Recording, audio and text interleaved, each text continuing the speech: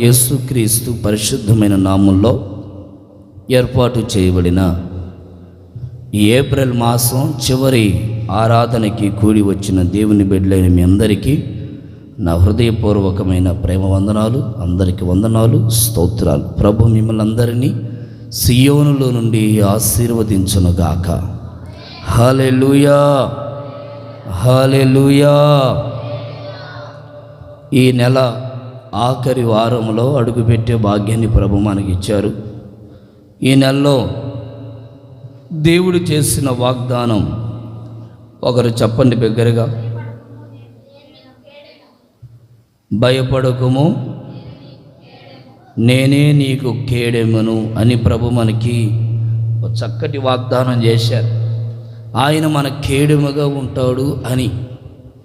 అందుకని ఈ చివరి దినాల్లో ప్రభు సన్నిధిలో మనందరం అలా నడిపించబడుదుముగాక. గడిచిన రాత్రి ఒక కల వచ్చింది. అదేంటంటే ఏనండి శ్రద్ధగా, ఈ చివరి మన తాతల ఇంటి దగ్గర ఉన్న అందరమే సముద్రం అక్కడ దాకా వచ్చింది, తాతల ఇంటి దాకా వచ్చింది. ఇక నేను అందరికి చెప్తున్నానమ్మా, ఇక సునామీ వస్తుంది, దయచేసి అందరూ పండి వెనక్కి బండి, ఒక ఇంట్లో ఉందాం పండి అందరిని అని లాగుతా ఉన్నారు, రండి రండి రండి అని. అది రాదులయ్యా అంటారు కొంతమంది. సరే, ఒక 2 నిమిషాలు 3 నిమిషాలు అది ఏమైపోయిందంటే వెనక్కి పూర్తిగా వెనక్కి వెళ్ళిపోయింది. ఇక కంటికి కనపడంత దూరం వెనక్కి వెళ్ళిపోయింది. అప్పుడు నేను వీళ్ళందరూ పడుకొని ఉంటే వీళ్ళందరూ లేపుతున్నాను, అమ్మా మీకు తెలియదు, అది వెనక్కి వెళ్ళిందంటే ఒక్కసారిగా వచ్చి పడుతుంది సునామీ. నేను చెన్నైలో చూసాం, ఆంధ్ర సముద్రం వెనక్కి వెళ్ళి స్పీడ్గా వచ్చి ముంచేస్తుంది, రండి రండి అని అంటుంటే, అబ్బే మాకు తెలుసులయ్యా, ఇప్పుడు ఎందుకు వచ్చిందయ్యా, ఎండ చూడు ఎట్ట కాస్తుందో, ఇంత ఎండలో అసలు ఏంది, వర్షం లేదు ఏమీ లేదు, సునామీ రావడం ఏంది నువ్వు చెప్పే మాటలని వీళ్ళు ఎంగింగా ఎగతాళిగా సిద్ధపడకుండా మౌనంగా ఉంటా ఉన్నారు మన వాళ్ళంతా. నేను అప్పుడు పిల్లలు పడుకుంటే, రే లేనరా మీరన్నా ఇల్లు ఎనరా ఇల్లు ఇంతే మూర్ఖులు ఇల్లు, సముద్రం వస్తుంది అందరిని ముంచేసుకోపోద్ది, ఎవరు కాపాడబడరేమో అని చెప్పేసి నేను పిల్లల్ని అక్కోల్ని అందరినీ లేపుతా, పండి మనం ఆడికి పోదాం పండి అని. ఒక దిక్కడ మంచి బిల్డింగ్ ఉంటే 2 అంతస్తుల బిల్డింగు, ఆ బిల్డింగ్ 2 అంతస్తుల బిల్డింగ్ మీదకి ఎక్కండి అందరూ అని చెప్పేసి నేను అందరిని అక్కడికి తోలుతాను. మన వాళ్ళు కొంతమంది ఉండి ఈ అరక ఈ ఎద్దులు తోలే వాళ్ళందరూ ఆ పొలంలోకి వెళ్ళి ఎద్దులు తోలడానికి వెళ్తున్నారు. వీళ్ళందరూ అందరూ పనులకి వెళ్తుంటే నీళ్ళు వస్తాయి, జలప్రళయం వస్తుందంటూ, సముద్రం వస్తుంది, సునామీ వస్తుందని ఏదేదో చెప్తున్నావు, నీకు ఏదో పిచ్చి పట్టినట్టుంది అన్నట్టుగా వీళ్ళందరూ నన్ను మాట్లాడతా అందరూ పనులకని ఆ పొలంలోకి వెళ్ళారు. ఎదురు పొలంలో అక్కడ ఎద్దులతో దున్నుతుంటే ఆ ఎద్దులన్నీ కూడా మరలా రివర్స్ అయ్యి దున్నకుండా తలంతా ఎదులిస్తా, మేము దున్నాం మేము వెళ్ళాల్సిందని ఈ చిన్నగా మళ్ళీ వెనక్కి తిరిగి ఈ దారిని వస్తున్నాయి. వాడిని ఎద్దులు తొలే వాళ్ళందరుండి, ఏందయ్యా పని లేదా అంటే పనేమో లేదు కానీ ఏదో పెద్ద సమస్య ఒకటి రాబోతుంది, ఎద్దులు కూడా నా మాట వింటలేదు, ఎందుకైనా మంచిది వెళ్ళిపోవడమే మేలు అని చెప్పి ఆ ఎద్దుల వాళ్ళందరూ వెళ్తున్నారు ఇటుబడి ఒక దారులు కొట్టుకొని చిన్నగా. అప్పుడు వీళ్ళందరినీ కేకలేస్తున్నారు, నా మాటనండి, బుద్ధి తెచ్చుకోండి, రండి పరిగెత్తండి, ఆ గదిలోకి వెళ్ళండి, మీకు తెలియదు అది అంత దూరం వెళ్ళిందంటే ఒకేసారి ఇంకా మనం తప్పించుకోలేము, వేగంగా వస్తుంది, బయలుదేరండి నేను అందరూ నేను ఆ పురిగొలుపుతా సిద్ధపరుస్తా లాక్కొని వస్తున్నాను. కొంతమంది మొండిగా ఉంటుంటే మీకు తెలియదు, నా మాటనండి, నేను చెన్నైలో చూశాను సునామీని, అది ఎంత వేగంగా వస్తుందంటే అంత వేగంగా వస్తుందని చెప్తా వీళ్ళందరినీ. అక్కడ ఒక చివరిలో మదనోళ్ళ ఇంటి అవతల సైడ్ పెద్ద బిల్డింగ్ ఒకటి ఉంది అటు సైడ్, ఆ పెద్ద బిల్డింగ్లో అందరిని అక్కడికి చేరుస్తూ ఉన్నారు, 2 అంతస్తుల బిల్డింగ్లోకి. సరే వీళ్ళు తినడానికి బియ్యం కావాలి, నేను ఆ టైంలో బియ్యం కావాలి, మరి ఇప్పుడు ఉన్న బియ్యం అన్నీ కట్టలు వేయించారు అమ్మోళ్ళేమో, ఇవన్నీ పోతాయి కదమ్మా అని అంటున్నా నేను. సరే ఏం చేద్దాం అని ఆ బియ్యం తడవకుండా దానికి ఒక కవర్ చుట్టి ఆ కవర్ మీద మళ్ళీ మూత వేసేసి గట్టిగా తాళం వేసి, అయ్యా కనీసం మనం మరలా ఈ నీళ్ళన్నీ ఆరేళ్ళకి 2-3 రోజులు వారమైన పట్టుద్ది, ఆ ప్రభుత్వం సరిగ్గా పట్టించుకోరో తెలియదు. మొన్న విజయవాడలో ఎంత జరిగింది, అందుకే అని చెప్పి బియ్యం మూటలో చర్చి దగ్గరకు వచ్చి తెచ్చి ఎంత పోయిద్దేమో, సరే కనీసం ఈ 2 బాక్సులను దాచి పెడదాం, మనకు బాక్సులు కూడా ఇచ్చేవాళ్ళు లేరు అని ఈ 2 బాక్సులు తల మీద పెట్టుకొని పండి కనీసం మనకు ఒక స్థితి వచ్చేదాకా ఈ 2 బాక్సులు పెట్టుకొని మనందరం వాక్యం అని చెప్పుకోవచ్చని వీళ్ళందరినీ అలా పోగు చేసుకుని పెద్ద బిల్డింగ్ ఉంటే ఆ బిల్డింగ్ మీదకి ఎక్కించాం. దేవునికి స్తోత్రం చెప్పండి గట్టిగా, హల్లెలూయా. ఇంకా కొంతమంది ఉన్నారు, వాళ్ళని రమ్మంటుంటే నవ్వుతా, మాకు తెలుసులే, అది నీకేం తెలుసు అయ్యా, నీకేం తెలుసు, మేము ఎన్నో సంవత్సరాల నుంచి ఇక్కడ ఉన్నాం అన్నట్టుగా నవ్వుతా రాకుండా మొండిగా ఉన్నారు. ఆ సునామీ ఎట్టొచ్చిందంటే కొడితే బాడీని ఆ వేగంతో కొడితే ఆ వేగానికి మనిషి 2 ముక్కలైపోయాడు. నీకు అర్థమవుతుందా? ఇది నేను ఏదో కట్టుగా చెప్పట్లా, రాత్రి వచ్చిన కళ చెప్తున్నా. వేగంతో కొడితే ఆ వేగానికి మనిషి 2 ముక్కలైపోయాడు. స్థలమంతా ఏమైపోయిందంటే ఈ ముప్పాల్లో సగం మంది ఎట్టయిపోయింది తెలుసా, ఎర్రగైపోయింది. ఇదంతా ఎర్రగా ఆ రక్తం ముక్కలైపోయినట్టున్నారు జనాలు, కోళ్ళు కానీ ఇవన్నీ. ఇంకా ఏదో మొత్తం మీద అంతా రక్తం, ఈ ఊరంతా రక్తం అయిపోయింది, కొట్టుకొని పోతా ఉంది. ఇంకా ఎంత హైట్లో అంటే ఇక దాన్ని ఇక ఆపే ప్రసక్తి ఊరికి లేదన్నట్టుగా పరిగెత్తుతూ ఉన్నారు, చాలామంది కొట్టుకోబోయారు. అప్పుడు నాకు ఉలిక్కిపడి లేచి చాలా భయం వేసింది. ఏంట్రా ఎంత భయంకరంగా ఉంది పరిస్థితి, ఏంటి ప్రభు రాకడ బహు సమీపంగా ఉంది అని ఆలోచన చేస్తూ ఉన్నాను. ఆ టైంలో ఇక్కడ వాళ్ళ పేరు పాకిస్తాన్కి మన ఇండియాకి గొడవలు జరుగుతూ ఉన్నాయి. బైబిల్లో దేశాల మీదకి దేశాలు లేస్తాయని రాయబడినట్టు వాళ్ళు భయంకరమైనటువంటి దాడులు. ఆ కాశ్మీర్లో జరిగినటువంటి విషయం ఏంటంటే, కొంతమంది సరదాగా పిక్నిక్ అని అట్లా వెళ్తారు కదా ఫ్యామిలీలతో, పెళ్ళైనప్పుడు కొత్తగా, అలాంటి వాళ్ళని అందరిని నిర్దాక్షిణ్యంగా కాల్చి చంపేశారు. మీరు ముస్లిమ్సేనా అని అడిగారు కొంతమందిని. మేము ముస్లిమ్సే. మీరు నిజంగా ముస్లిమ్సాలే తప్పించుకోవడానికి చెప్తున్నారా అని వాళ్ళని టెస్ట్ చేసి, మీరు నిజంగానే సున్నతి చేయించుకున్నారా లేదని వాళ్ళని టెస్ట్ చేసి, సున్నతి చేయించుకున్న వారిని వదిలిపెట్టి, సున్నతి చేయించుకున్న వారిని ముస్లిం కాదని చెప్పి నిలువున చంపేశారు. భయంకరమైనటువంటి పరిస్థితులు జరుగుతున్నాయి దేశంలో. ఇంకా లోకంలో ఏదో ఉందని, ఏదో సాధించాలని జీవితాన్ని పాడు చేసుకోకుండా దేవుని కొరకు ఒక పరిశుద్ధంగా బ్రతకడానికి నీవు నీ మనస్సును కట్టుకోవాలని ఓ దైవజనుడిగా నా మనవి. ప్రభు రాకడ దినాలు చాలా సమీపంగా ఉన్నాయి. ఎప్పుడు ఎలా ప్రభు రాకడ వస్తుందో తెలియట్లేదు, బహు వేగంగా ఉంది. ప్రభు నాకు అదే బయలుపరిచారు రాత్రి, చాలా సమీపంగా ఉంది. వెనక్కి వెళ్ళి ఇప్పుడు కొట్టే సమయంలో ఉంది ప్రభు రాకడ. ఇక ఆ సముద్రం అంతా వెనక్కి వెళ్ళిపోయి ఒక్కసారిగా మొత్తాన్ని ముంచేస్తుంది. చాలా పరిస్థితులు ఉన్నాయి లోకంలో. ఇంకా పనులని, వ్యాపారాలని, ఉద్యోగాలని, దేవుని మందిరాన్ని వదిలిపెట్టి, భక్తిని వదిలిపెట్టి, క్షణికమైన వాటి వైపు తిరగక దేవుని హత్తుకొని కొంచెం భక్తిలో, ప్రార్థనలో, విశ్వాసంలో ఎక్కడనో పడిపోకుండా దేవునితో ఒక మంచి కనెక్ట్ అయ్యి, దేవునితో అనుబంధం కలిగి ఈ కడవరి దినాల్లో మనందరము ముందుకు వెళుదుముగాక. ఆమేన్, హల్లెలూయా. యథార్థంగా చెప్తున్నాను ఈ మాటలు. ఇది 2వసారి నాకు రావడం ఈ కళ.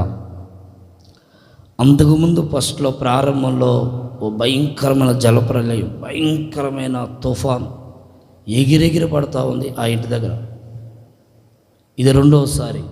ఈసారి ఎలా వచ్చిందంటే, వెనక్కి వెళ్ళి ఒక్కసారిగా ఆ వేగంతో కొడితే మనిషి 2 ముక్కలైపోయాడు. అసలు ఆశ్చర్యం కలిగింది. ఎవరన్నా అరే రేపు తప్పించుకుని పోతున్నాడు, నీళ్ళలో పోతున్నాడు, ఇదిగో ఈ అమ్మాయి మన అమ్మాయిలాగే ఉందని టక్కన చేయి పట్టుకుందాం అంటానికి లేదు, మొక్కలైపోతుంది మొత్తం రక్తం. ఇదేదో నేను కట్టుగా చెప్పట్లేదు, హృదయపూర్వకంగా చెప్తున్నాను.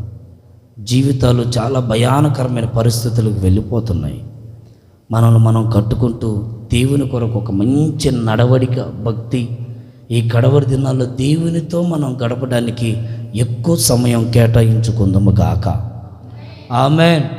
నేను నిర్ణయించుకున్నాను, ఈ నెల నవంబర్, ఏప్రిల్, మే, ఈ 2 నెలలు ఒక్కరోజు కూడా నేను ఖాళీ ఉండకూడదు. దేవుని పనిలో నలిగిపోవాలి. ఆరోగ్యం బాగలేదు నాకు, అయినా సరే దేవుని పని చెయ్యాలి. ఏ రోజు ఎట్టుంటుందో నాకు తెలియదు, ఎప్పుడు ఎలా పోతామో తెలియదు. అందుకని భయంకరమైన గడ్డు ప్రాంతాలు లేకపోతే కష్ట పరిస్థితులు ఎదురవుతున్నాయి. దయచేసి ఇంకా భేదాలని, కోపాలని, కక్షలని, అలగడాలు లేకపోతే అసమాధానాలుగా అలా ఎవరు ఉండక సంతోషంగా సమాధానాలతో మీ కుటుంబాన్ని కట్టుకుంటూ ఈ కడవరి దినాల్లో దేవుని కొరకు ఒక నమ్మకంగా బ్రతికే కృప యేసయ్య మనందరికీ దయచేయును గాక. ఆమేన్, ఆమేన్. చదవండి బైబిల్లో నుంచి ఒక కొన్ని మాటలు ఈ పూట నేను చెప్పి ఆశీర్వాదకరంగా మనం ముగించుకుందాం. ఇర్మియా ప్రవచన గ్రంథం 6వ అధ్యాయం చివరి మాటలు 30వ వచనాన్ని ఒకసారి మనం చదువుకుందాం. యెహోవా వారిని త్రోసివేసెను గనుక త్రోసివేయవలసిన వెండి అని వారికి ఒక పేరు పెట్టబడింది. ఏమనంటే వీళ్ళు త్రోసివేయబడిన వారు అని. బైబిల్లో దేవుడే కొందరిని త్రోసివేశాడు అని రాయబడింది. సాధారణంగా మనం గమనిస్తే ఎవరికైనా కుష్టి వ్యాధి వచ్చిందనుకోండి, వారి ఇంట్లో వాళ్ళు, బంధువులు, ఆ ఊరిలో ఉన్న వాళ్ళందరూ ఊరు అవతల పెట్టేస్తారు ఆ వ్యక్తిని. ఎందుకంటే అది వ్యాపిస్తుంది, కుష్టి వ్యాధి అనేది సోగుతూ ఉంటుందని. ఆ వ్యాధి వచ్చిన వాళ్ళు మన మధ్యలో ఉంటే అది అందరికీ సోగుతుందేమోనన్న భయంతో వారిని ఇంటి ఊరు అవతల త్రోసేస్తారు. ఒకవేళ మంచినీళ్ళకి వచ్చినా ఏదైనా కావాలని ఊర్లోకి వచ్చినా పెద్దగా ఊర్లో వాళ్ళు ఇష్టపడరు. ఏయ్ మా ఊరి దగ్గర రామాకు, నువ్వు అంటరానోడివి, నేను మిమ్మల్ని తోసేస్తాం అన్నట్లుగా మనుషులు త్రోసేస్తారు. వాళ్ళ రోగాలను బట్టి, పరిస్థితులను బట్టి, ఇబ్బందులను బట్టి. కానీ ప్రభువే వీరిని త్రోసేస్తారని రాయబడింది. ఇప్పుడు ఒక కుటుంబాన్ని మరొక కుటుంబ వ్యక్తులు త్రోసేసుకుంటే ఆ పక్కనున్న వాళ్ళన్నా సరేలేరా, మీ తమ్ముడికి ఏదో జాలి దయ లేదు, సరేరా మా ఇంటి దగ్గర ఉండి ఒకరోజు భోజనం చేసిపోదుగరా అని ఆ పక్కన వాళ్ళు, ఇరుగు పొరుగు వాళ్ళు మనల్ని చేరదీస్తారు. సరే ఊరంతా కలిసి త్రోసేశారనుకోండి, దేవుడైన ఒక వ్యక్తి ఉన్నాడు కనుక సరే మనుషులు నిన్ను త్రోసేశారా, అయితే నిన్ను త్రోసివేయంలే అని దేవుడే తన హక్కును చేర్చుకుంటాడు. అసలు దేవుడే త్రోసేస్తే ఇక ఆ వ్యక్తి పరిస్థితి ఎలా ఉంటుంది? ఇక ఆ వ్యక్తిని ఎవరు చేర్చుకోగలరు? సౌలు గురించి మనం వింటాం, దేవుడు అతన్ని విడిచిపెట్టేశాడు అని. దైవజనుడి దగ్గరికి వెళ్ళి సోది చెప్పించుకుంటుంటే ఆ సోదిలో దైవజనుడు వచ్చి అంటాడు, అసలు దేవుడే నిన్ను వదిలిపెడితే మేము ఏం చేయగలం బాబు నిన్ను? ఒకవేళ నీ తల్లిదండ్రులు, మనుషులు ఎవరైనా నిన్ను వదిలిపెడితే, అరే దేవుని కనికరం, దేవుని దయ ఉంది, ఇదిగోర్రా అని మేము అసలు దేవుడే నిన్ను వదిలేస్తే నీ పరిస్థితిని ఎవరు చేర్చుకోగలరు? ఆయన నిన్ను త్రోసేసాడు. చూడండి, కొందరి పరిస్థితులు కూడా ఎలాగుంటాయంటే త్రోసివేయబడినటువంటి అనుభవాలలో కనబడుతూ ఉంటాయి. దేవుడే కొందరు వ్యక్తులను త్రోసివేస్తూ వారి జీవితంలో ఆయన త్రోసివేస్తే కష్టాలు, కన్నీళ్ళు, ఇబ్బందులు, నష్టాలు, అవమానాలు, అప్పులు, నిందలు, బాధలు, కలవరాలు, కలవరింతలు. యేసు ప్రభు ఒక వ్యక్తిని త్రోసివేసి విడిచిపెడితేనే, ఒక్క క్షణం విడిచిపెడితే ఆ వ్యక్తి అల్లకొల్లారమైపోతాడు. ఒక్క క్షణం విడిచిపెడితేనే అంత అల్లకొల్లారమైపోతాడైతే ఇక్కడున్న ఇజ్రాయేల్ ప్రజల్ని దేవుడు త్రోసేసేసాడట. మీరు నా మాట వినట్లేదు, మీరు నాకు లోబడట్లేదు, మీరు ఎంత సహిస్తున్నా ఆ సహనాన్ని మీరు పరీక్షిస్తున్నారు, ఎంత ఓపిక చేసుకుంటున్నా ఆ ఓపిక నశించిపోతుంది మీ ద్వారా అని దేవుడే వారిని త్రోసివేసెను అని రాయబడితే, ఇప్పుడు వారికి పెట్టబడిన పేరేంటంటే దేవుని ద్వారా త్రోసివేయబడిన వెండి అనే పేరు పడింది. కొందరికి రకరకాల పేర్లు పెడతా ఉంటారు. వాళ్ళ వ్యక్తిగత పరిస్థితులను బట్టి కొంతమంది జోకులుగా, కొంతమంది ఏదో గుడ్ నేములని ఎట్లా ఉంటాయి కదా, ఇలాంటి పేర్లు పెడతా ఉంటారు. మదనకు కూడా ఒక పేరు ఉంది. మనుషులకు ఒక్కొక్క పేరు ఒక్కోసారి విన్నప్పుడు నవ్వు వస్తుంది. ఎందుకు పెట్టారయ్యా మదనకు ఆ పేరు అని అడిగా. అయ్యా మీ తాత అప్పుడు ప్రారంభంలో ఉన్నప్పుడు అంత మొదన్నే పరిచయం చేసేవాడని చెప్పాడు. ఓహో ఎంత రహస్యం ఉంది ఆ పేర్లు అని. ఒక్కొక్కసారి కొందరు పేర్లు వింటే భలే విచిత్రంగా ఉంటుంది, సంతోషంగా ఉంటుంది, తప్పేం కాదు. మరోలా మీరు భావించొద్దు, అర్థం చేసుకోవద్దు. కొంతమందిని పిల్లలను చూశారనుకోండి, ఆ పిల్లల చేష్టాలు వాడి బుద్ధిని బట్టి వాడికి ఒక పేరు పెడతారు, కొన్ని నిక్ నేమ్స్ అని. ఆ పేర్లే వాళ్ళకి మామూలు పేర్ల కన్నా ఈ పేరే వాళ్ళకి హైలైట్గా ఉంటుంది కొన్ని సందర్భాల్లో. ఇప్పుడు నా పేరు ఇర్మియా అనుకో, నా పేరు ఇర్మియా అనేది మరుగైపోద్ది. ఊరిలో ఉన్న వాళ్ళందరికీ నా పేరు వేరే పేరు నిక్ నేమ్గా కొంతమంది పెడతారు చూసారా, ఆ పేరే జనాలు తిరుగుతూ ఉంటుంది. ఇలాంటి పేర్లు పెడతారు, అది ఓకే, నేను దాన్ని కాదని అంటలేదు. దేవుడట ఈ వ్యక్తులు ఒక పేరు పెట్టారు. ఆ పేరు ఏంటంటే త్రోసివేయబడినటువంటి వెండి. అంటే వీళ్ళు తృణీకరించబడిన వాళ్ళు అని అర్థం. దేవుడే తృణీకరించారు. ఇక దేవుడు తృణీకరించారంటే వాళ్ళు దేవునికి ఎంత అసహ్యంగా బతికారు, ఎంత వేదన పుట్టించారు. ఒక మాటను చదవండి, యోహాను సువార్త 6వ అధ్యాయం 37, 38. యోహాను సువార్త 6 అధ్యాయం 37, 38. అమ్మా, తండ్రి నాకు అనుగ్రహించు వారందరూ నా యొద్దకు వస్తారు, నా యొద్దకు వచ్చువారిని నేను ఎప్పుడు త్రోసివేయను. చూశారండి, దేవుడు ఏమంటున్నాడంటే నా యొద్దకు వచ్చేవారిని అసలు నేను ఎప్పుడు త్రోసివేయను. మరి ఇక్కడ పాత నిబంధనలకు వచ్చేసరికి త్రోసివేసామని రాయబడిందిగా.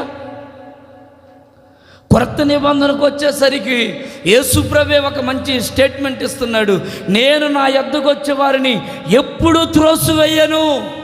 అంటే పాత నిబంధన భక్తులుకున్న ఆ అలవాట్లు, ఆ పద్ధతులు అవి ఏంటంటే దేవుని యొద్దకు వచ్చేవాళ్ళు కాదు. వాళ్ళు దేవుడు అంటే దేవుని ప్రేమన్నా, దేవుని మాటలన్నా, దేవుని సన్నిధన్నా, దేవుని సన్నిధిలో భక్తి చేయడం అన్నా, సేవకులన్నా, విశ్వాసులన్నా ఒకరికొకరకు ఒక సంపూర్ణమైనటువంటి ఆప్యాయతతో కూడిన అనుబంధం చాలా అరుదు. దేవుడు ఎన్నోసార్లు పరీక్షించిన ఆ పరీక్షల వాళ్ళు వెనకడుగు వేయడం వల్ల దేవుడు వాళ్ళని త్రోసేసేసాడు. కొత్త నిబంధనకు వచ్చేకి యేసయ్యే తన కొరకు, ప్రజలందరి కొరకు ఆయన సిలువలో బలియాగముగా మార్చబడ్డాడు. స్తోత్రం చెప్పండి గట్టిగా, హల్లెలూయా. యేసు ప్రభువే ప్రతి మానవాళి కొరకు ఆయన పరిశుద్ధమైన రక్తమును చిందించి ప్రతి ఒక్కరిని తన హక్కున చేర్చుకున్నాడు. ఒకప్పుడు త్రోసివేసిన దేవుడే మరల ఇప్పుడు అయ్యో నా ప్రజలు నేను త్రోసివేశానా అని ప్రతి ఒక్కరిని హత్తుకుంటున్నాడు. మరొక విషయం చూడండి, 43వ కీర్తన 1వ వచనంలో కూడా ఒక మాట రాయబడింది. దేవా నాకు న్యాయము తీర్చయ్యా. చూడండి, భక్తి లేని జనముతో నా పక్షమున వ్యాజ్యమాడు. అంటే త్రోసివేయబడిన ఆ ప్రజలతో, ఇప్పుడు ఆ ప్రజలు అంటారయ్యా నేను త్రోసివేయబడినటువంటి ప్రజలమే, అయితే మాకు నీవు న్యాయం చేయవా? ఖచ్చితంగా చేస్తా. ఒకప్పుడు త్రోసివేసిన ఆ ప్రజల్నే ఇప్పుడు వాళ్ళు దేవుని సన్నిధిలో మొరపెడితే, అయ్యా మా పక్షమై నీవు మాకు న్యాయం చేయమంటే ఖచ్చితంగా న్యాయం చేస్తాడు. భక్తి లేని వాడికి న్యాయం చేస్తాడు, భక్తి కలిగిన వాడికి న్యాయం చేస్తాడు. కొన్నిసార్లు అనుకుంటాం మనం సరిగా ప్రార్థనకి వెళ్ళాం, సరిగా భక్తి చెయ్యం, సరిగా బైబుల్ చదవం, సరిగా ప్రార్థన చేసుకోం, సరిగా ఒక పాట పాడం, సరిగా ఒక పరిచయం చెయ్యం. అయినా కానీ కొన్నిసార్లు మనం మౌనంగా ఉండి, ప్రభా ఇదిగో ఈ కార్యం కానీ జరిగిందంటే నువ్వు నా పక్షముగా ఉన్నట్టే అని అనుకుంటామా? ఒక్కొక్కసారి మనం అలాంటి అనుకున్నప్పుడు దేవుడు ఆ కార్యం ఖచ్చితంగా చేసి చూపిస్తాడు.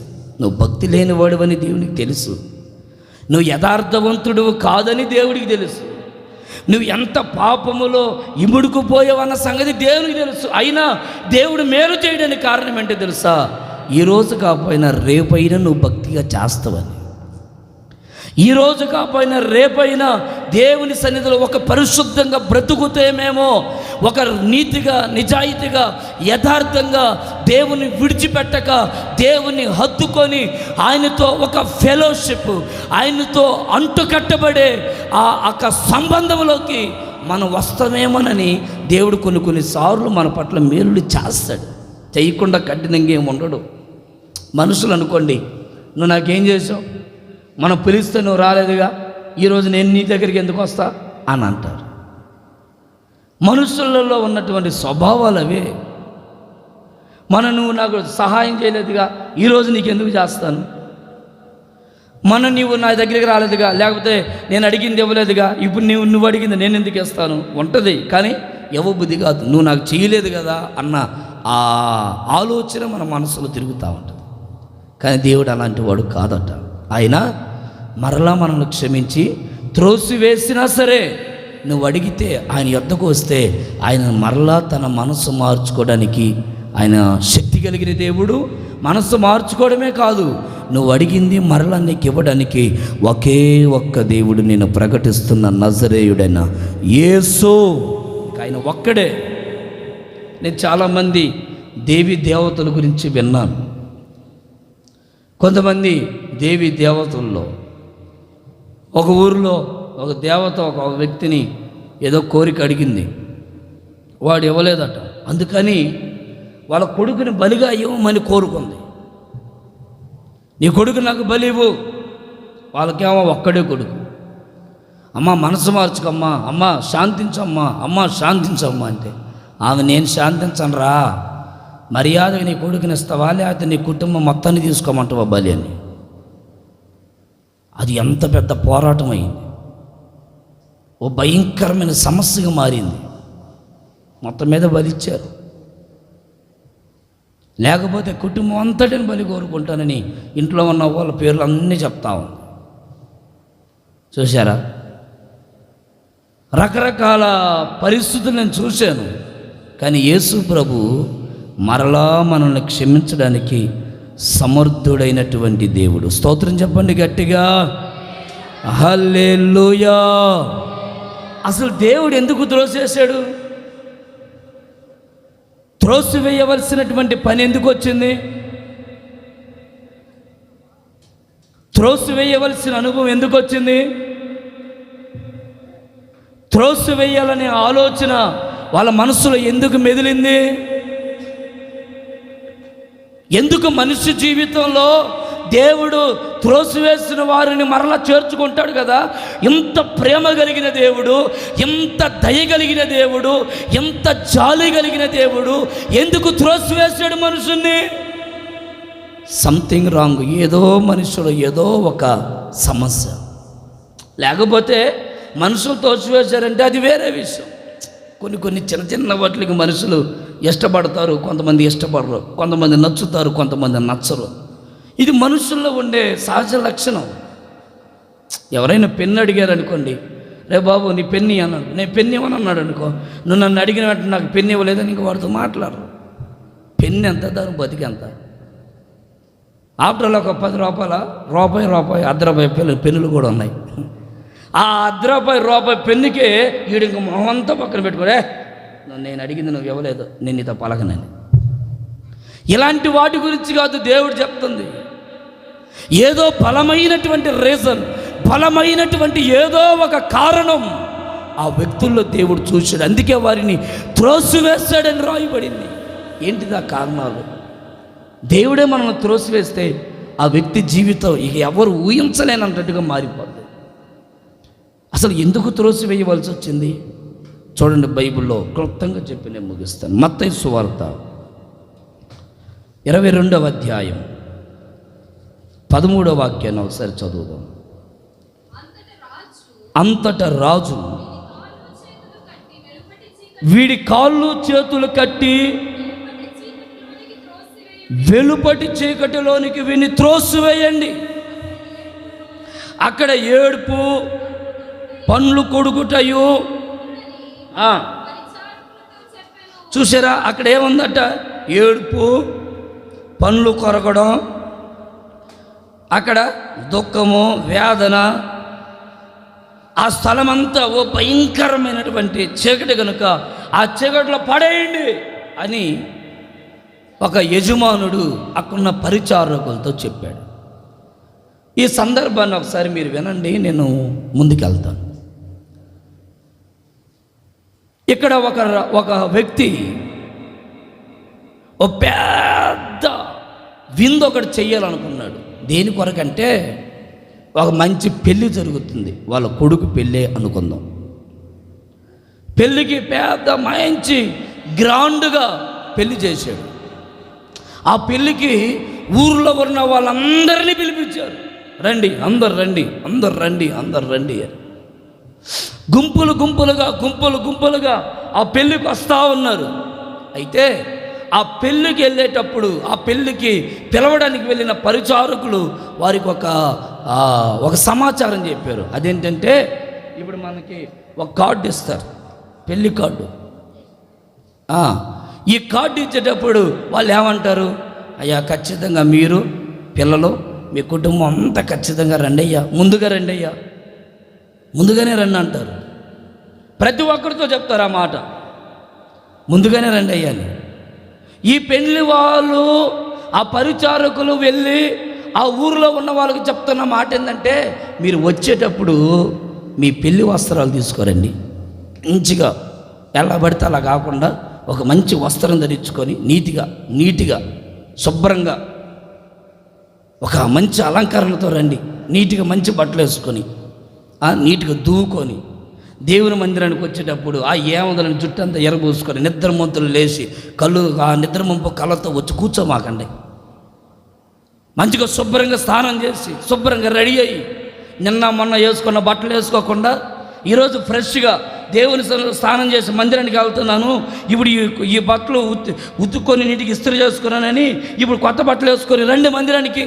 అలాగా పెళ్ళికి పిలిచారు. ఈ పరిచారకులు అందరూ వెళ్ళి చక్కగా పెళ్ళికి అందరూ వచ్చారు. చాలామంది వచ్చి కూర్చున్నారు. ఆ పెళ్ళిలో ఉన్న పెద్ద ఆయన చూస్తూ ఉన్నాడు. ఒరే, ఎంతమంది వచ్చారా బాబు పిలవంగానే పెళ్ళికని భలే సంతోషంగా అందరం చూస్తా పోతున్నాడు. లైన్లో చూసుకుంటా ఒకడు వంతు దగ్గరికి వచ్చాడు. అక్కడ ఒక ఆయన కూర్చొని ఉన్నాడు. లే పైకి లే అని పెద్ద గదిమేడు అదిరిపోయాడు. అయ్యా, ఏందయ్యా, పెళ్ళికి పిలిచి అవమానపరుస్తున్నావేంటి? మమ్మల్ని పెళ్ళికి పిలిచి అవమానపరుస్తున్నావేంటి? లేరా ముందు పైకి లే.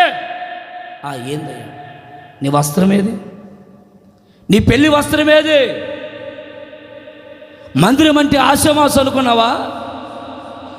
మందిరం అంటే లెక్కలేని తత్వం అనుకున్నావా? భక్తి అంటే ఏదో సనాతనమైన భక్తులే సరదాగా వెళ్తున్నామని నైట్ ప్యాంట్ల మీద లుంగిల మీద వచ్చి కూర్చునేది అనుకుంటున్నావా? లే అంటే ఆ వ్యక్తి లేచి అక్కడున్న పరిచారకుల్ని, బాబు ఇటండి పరిచారకులు ఇటండి, ఈయన తీసుకోబోయి ఆ చీకట్లో పడేయన్నాను. నాకు డౌట్ వచ్చింది. అక్కడ చదువుతున్నప్పుడు నాకు డౌట్ వచ్చింది. ఆ 9వ వచనం 12వ వచనం చదువు. స్నేహితుడా, అసలు ఎందుకు వచ్చావు? నీ చేతిలో ఒక బైబిల్ ఉందా మందిరానికి వచ్చేటప్పుడు? కొందరు భలే స్టైల్గా వెళ్తారు మందిరానికి, చేతిలో బైబిల్ ఉండదు, ఒక మంచి వస్త్రాలు ఉండవు. ఎందుకు వస్తున్నట్టు చర్చికి? కొంతమంది దేనికి వస్తున్నామో అర్థం కాదు. నిద్రలో లేవడం, అబ్బో టైం అయిందంటాం, ఇంకా మా అమ్మ ఒప్పుకోదు, మా నాన్న ఒప్పుకోడు, మా పాస్టర్ ఒప్పుకోడు, మళ్ళీ ఏదో ఎందుకు ఈ బాధ అని ఆ నిద్రలో ఒక సరైన స్నానం చెయ్యవు, సరైన బట్టలు వేసుకో, సరిగా ఆదివారం సంబంధించిన ఆదివారం డ్రెస్ కూడా ఇవ్వు, నీకు నచ్చినట్టుగా వచ్చి టక్కన కూర్చుంటాం. మీకు అర్థమవుతుందని చెప్పిన మాటలు. నేనేమంటానంటే ఓకే బాబు ఈయనకి వస్త్రాలు లేవు. నేనేమంటానంటే చాలామంది బోధకుల దగ్గర నేను వాక్యం వింటున్నాను, వాళ్ళు ఏమన్నారు తెలుసునా, ఇదిగో తెల్ల బట్టలు వేసుకుంటే సరిపోదు, తెల్ల బట్టల్లో ఏమి లేదు, నీ హృదయం పరిశుద్ధంగా ఉంటే చాలు అన్నారు కదయ్యా. మరి ఇప్పుడు వస్త్రాలు లేకపోతే ఏమైంది పరలోకానికి? వస్త్రాలు ఏదో ఒకటి వేసుకున్నాగా, వేసుకోకుండా ఏమి దిగంబరిగా రాలేదు కదా. ఏదో ఒక కలర్ బట్టలో రంగు బట్టలో ఏదో ఒకటి వేసుకొని వచ్చి కూర్చున్నానుగా, నన్ను అంగీకరించు. నీ వస్త్రాలు లేవు. ఏ వస్త్రాలు లేవని అక్కడ మెన్షన్ చేశాడు. స్నేహితుడా, నీ వస్త్రాలేవి, ఆ పరిశుద్ధమైన వస్త్రాలేవి? అసలుగా ఆ మాటను మీరు బాగా ఆలోచించేయండి లోతుగా. నేను అక్కడ ఒక 2 ఆలోచనలు వచ్చినాయి. 2వ ఆలోచన ఏంటంటే, ఏనన్నా వస్త్రాలు లేవు, వస్త్రాలు లేవన్నవన్నీ ఏం చేయాలి? ఒకవేళ ఈయన రాజుగారు అనుకోండి, పెద్ద పెళ్ళి, వాళ్ళ కొడుకుదే పెళ్ళి, ఈయన పెళ్ళి, ఇప్పుడు ఇంట్లో పెళ్లి చేసుకుంటున్న వాళ్ళ కొడుకు పెళ్ళి, ఈయనది మొత్తం పెత్తనం. ఇప్పుడు ఈయన ఏం చేయాలి? రే బాబు నువ్వు ఎందుకు వచ్చావు, సరే నువ్వు వెళ్ళిపో, నువ్వు ఇంటికి సంబంధించినవి కాదులే, నీకు వస్త్రాలు ఇదిగో బయటికి వెళ్ళిపో, రే వాళ్ళు తీసుకో బయటికి పంపించు అని అనొచ్చు కదా. తీసుకోపోయి డైరెక్ట్గా వెలుపు చీకట్లో పడేయడమేంది? అక్కడ వేయవలసిన ఆ పరిస్థితి ఎందుకు వచ్చింది అంటే, మీరు ఆలోచన చేయండి.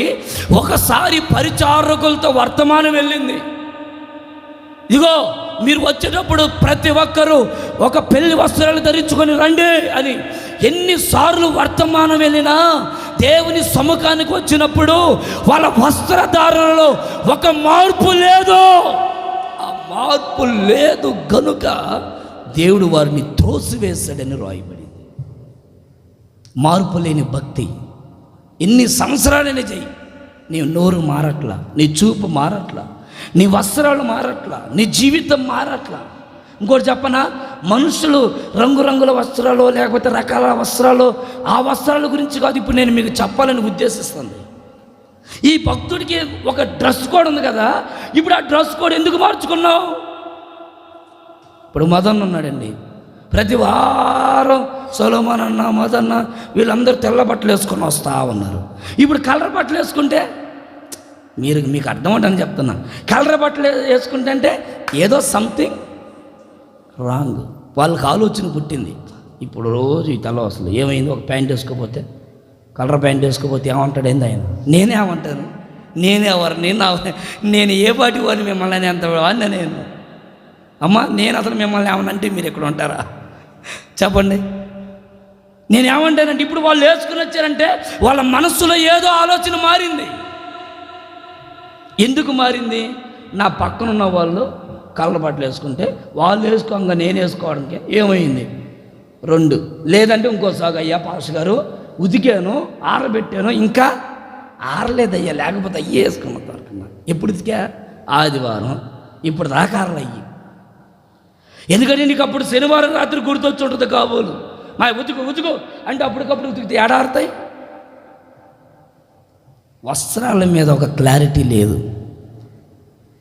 ఒక దైవజనుడు మనం చెప్తున్నాడు, ఇదిగో వస్త్రాల మీద, ఈ వస్త్రాలు కలర్ బట్టలు వైట్ బట్టల్లో ఏమి లేదు, కలర్ బట్టలు వేసుకున్నా ఏం కాదు, మన హృదయం పరిశుద్ధంగా ఉండాలని. ఇక్కడ చూస్తేనేమో ఈయనకేమీ లేదు అంటే హృదయం ఏమన్నా బాగలేదండి? మీరు చదవండి, హృదయం బాగానే ఉందిగా, లేకపోతే ఈడు హృదయం కూడా బాగలేదని రాసేవాడుగా. హృదయం బాగుంది, హృదయం కాదు, మొదట నీ ప్రవర్తన ఉందే, నీ శరీరం ఇది పరిశుద్ధంగా కనబడాలి. మొదట నువ్వు లోపల ఎట్టున్నావో అది దేవుడు ఎరుగు. ఎవరికి తెలుసు ఇప్పుడు నా హృదయంలో ఏముందో? మా పాస్టర్ గారు జాస్మి హృదయంలో ఏముందో, యోహనమ్మ హృదయంలో ఏముందో, మదన్ హృదయంలో ఏముందో, సొలొమోన్ అన్న, సీనన్న, ఇశ్రాయేల్ అన్న వీళ్ళందరూ హృదయాలు ఏమున్నాయో నాకు తెలుసండి. పైగా అయితే ఒకవేళ ఏందమ్మా ఆ ముక్కేందిట పోయింది, ఏంది ఆ ముక్కు మీద ఏంటి అంటింది తుడుచుకో అని నేను చెప్తా. ముక్కు మీద అన్న అయితే ఇప్పుడు నా సొక్క మీద రంగు పడింది అనుకోండి, మాతను చూసి ఏందయ్యా బాబు నీ సొక్క మీద రంగు ఇంకు పడింది ఏంది, ఎందుకు అది వేసుకున్నావు తీసేయి అని అంటాడు. ఎందుకంటే అది కనబడుతుంది కదా. హృదయాన్ని ఎవరు పరీక్షించలేడు, దేవుడు తప్ప. అందుకని బైబిల్ ఏముంటుందంటే మొదట నీ వస్త్రధారణలో కానీ ఒక పరిశుద్ధమైనది కనబడితే ఆటోమేటిక్గా నీ హృదయం కూడా అంత పరిశుద్ధంగా ఉంటుందనే బైబిల్ సత్యం. ఆమేన్ చెప్పండి, గట్టిగా చెప్పండి. దీని మీదే నీకు ఒక సరైన శ్రద్ధ లేకపోతే, దీని మీదే నీకు సరైన ఒక ఇంట్రెస్ట్ లేకపోతే, దీని మీదే నీకు సరైన ఒక లెక్కలేని తత్వం లేకపోతే, ఇక నీ హృదయం గురించి నువ్వు ఏం జాగ్రత్త పడుతున్నావు? మీకు అర్థమవుతుందా నేను చెప్పిన మాటలండి? ఇక నీ హృదయం గురించి నువ్వు ఏ ఆలోచన చేస్తున్నావు? నీ వస్త్రాల మీదే నీకు ఒక సరైన క్లారిటీ, ఒక సరైనటువంటి ఒక అమ్మో ఈరోజు ఏంటి ఈ పాత వస్త్రాలు వేసుకున్నాను, అదే పెళ్ళికి వెళ్ళేటప్పుడు వేసుకుంటావా? అబ్బే పొరపాటున వేసుకోవు. అప్పుడు ఎంత నల్లగా తెల్లగా ఉన్న చుట్టూ నల్లగా రంగులు వేసుకుంటాం. రంగులు వేసుకొని నీట్గా మేకప్ వేసుకొని ఇంకా ఆ లిప్టిక్లా ఏదో అంటారు కదమ్మా, అవి పూసుకొని ఆ పేదాలకి అవి పూసుకొని వెళ్తారు పెళ్ళికి వెళ్ళేటప్పుడు. ఎంత హోండాగా కనపడతారు పెళ్ళిలో. నేనేమంటానంటే ఒక పెళ్ళికి వెళ్ళడానికే నువ్వు అంత రెడీ అయ్యి అంత రంగులేసి దువ్విందే దువ్వి కట్టిందే కట్టి ఇస్త్రీ మళ్ళీ కనబడుతుందా లేదని గట్టిగా మడత మీద ఉండాలని ఇస్త్రీ బాగా రుద్దుకొని వేయించుకుంటుంటే మందిరానికి వచ్చేటప్పుడు ఎందుకు అంత లెక్కలేదు? మందిరానికి వచ్చేటప్పుడు ఎందుకు నీ వస్త్రధారణలో ఒక సరైనటువంటి క్లారిటీ కనబడట్లేదు? ఇప్పుడు ఏమన్నాడమ్మా 13వ వచనంలో, ఈయనకి పెళ్లి వస్త్రం లేదు కనుక ఇతను తీసుకోబోయి అక్కడ పడేయండి, కాళ్ళు చేతులు కట్టి త్రోసివేశారట వెలుపట్ల చీకట్లోకి. దేవుడు ఎందుకు ఒక వ్యక్తిని త్రోసివేస్తాడు అంటే ఒక సరైనటువంటి పరిశుద్ధమైన అలంకరణ లేకపోవడం వల్ల మనల్ని మనమే త్రోసివేసుకునేటట్లుగా మార్చబడుతుంది. పరిశుద్ధమైన అలంకరణ లేకపోవడం వల్ల నీ వస్త్రాల్ని దొంగిలించే సాతానుగాడు ఉన్నాడు. వాడు దొంగిలించేది ఏం చెప్పండి? నీ వస్త్రాన్ని దొంగిలిస్తాడు వాడు. ప్రకటన గ్రంథం 16వ అధ్యాయం 16వ వచనం. ప్రకటన గ్రంథం 16:16 ఇదిగో నేను దొంగ వలె వచ్చుచున్నాను, ఒకవేళ దిగంబరిగా సంచరించుచున్నందున జనులు తన దశములను చూచురేమోనని మెలకువగా ఉండి కాపాడుకొనువాడు. వీట్రా ఇప్పుడు ఎబినేజర్ చక్కగా బట్టలు వేసుకొని లాల్చి వేసుకొని మంచిగా మందిరానికి వచ్చాడు. ఇప్పుడు ఇతడు భక్తి చేస్తున్నాడట. ఇప్పుడు దొంగలు, కొంతమంది దొంగలు వస్తారు. ఈ దొంగలు ఏం చేస్తాడు? సాతానుగాడు కొన్ని సందర్భాల్లో ఈడు వేసుకున్న వస్త్రాలని దొంగతనం చేయాలి. ఏనండి, ఇతను వేసుకున్న వస్త్రాలని దొంగతనం చేయాలి. ఈ వస్త్రాన్ని దొంగతనం చేశామనుకోండి, వీడి మీద వస్త్రాలు లేకపోతే దేవుడు వీడిని అంగీకరించడు. ఇతడు వస్త్రాలు లేకుండా ఉన్నాడు కనుక దేవుడు ఈ వ్యక్తిని అంగీకరించడు. నీ హృదయం గురించి నేను మాట్లాడలేదు, ఇప్పుడు నీ వస్త్రాల గురించి మాట్లాడుతున్నాను.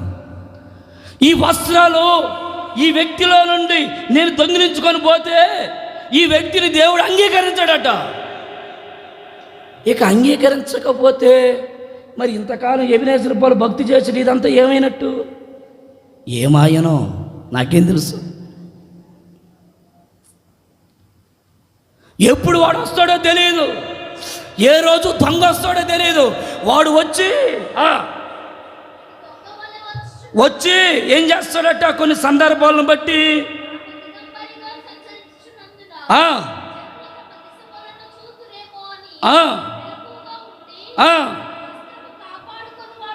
చూశారండి?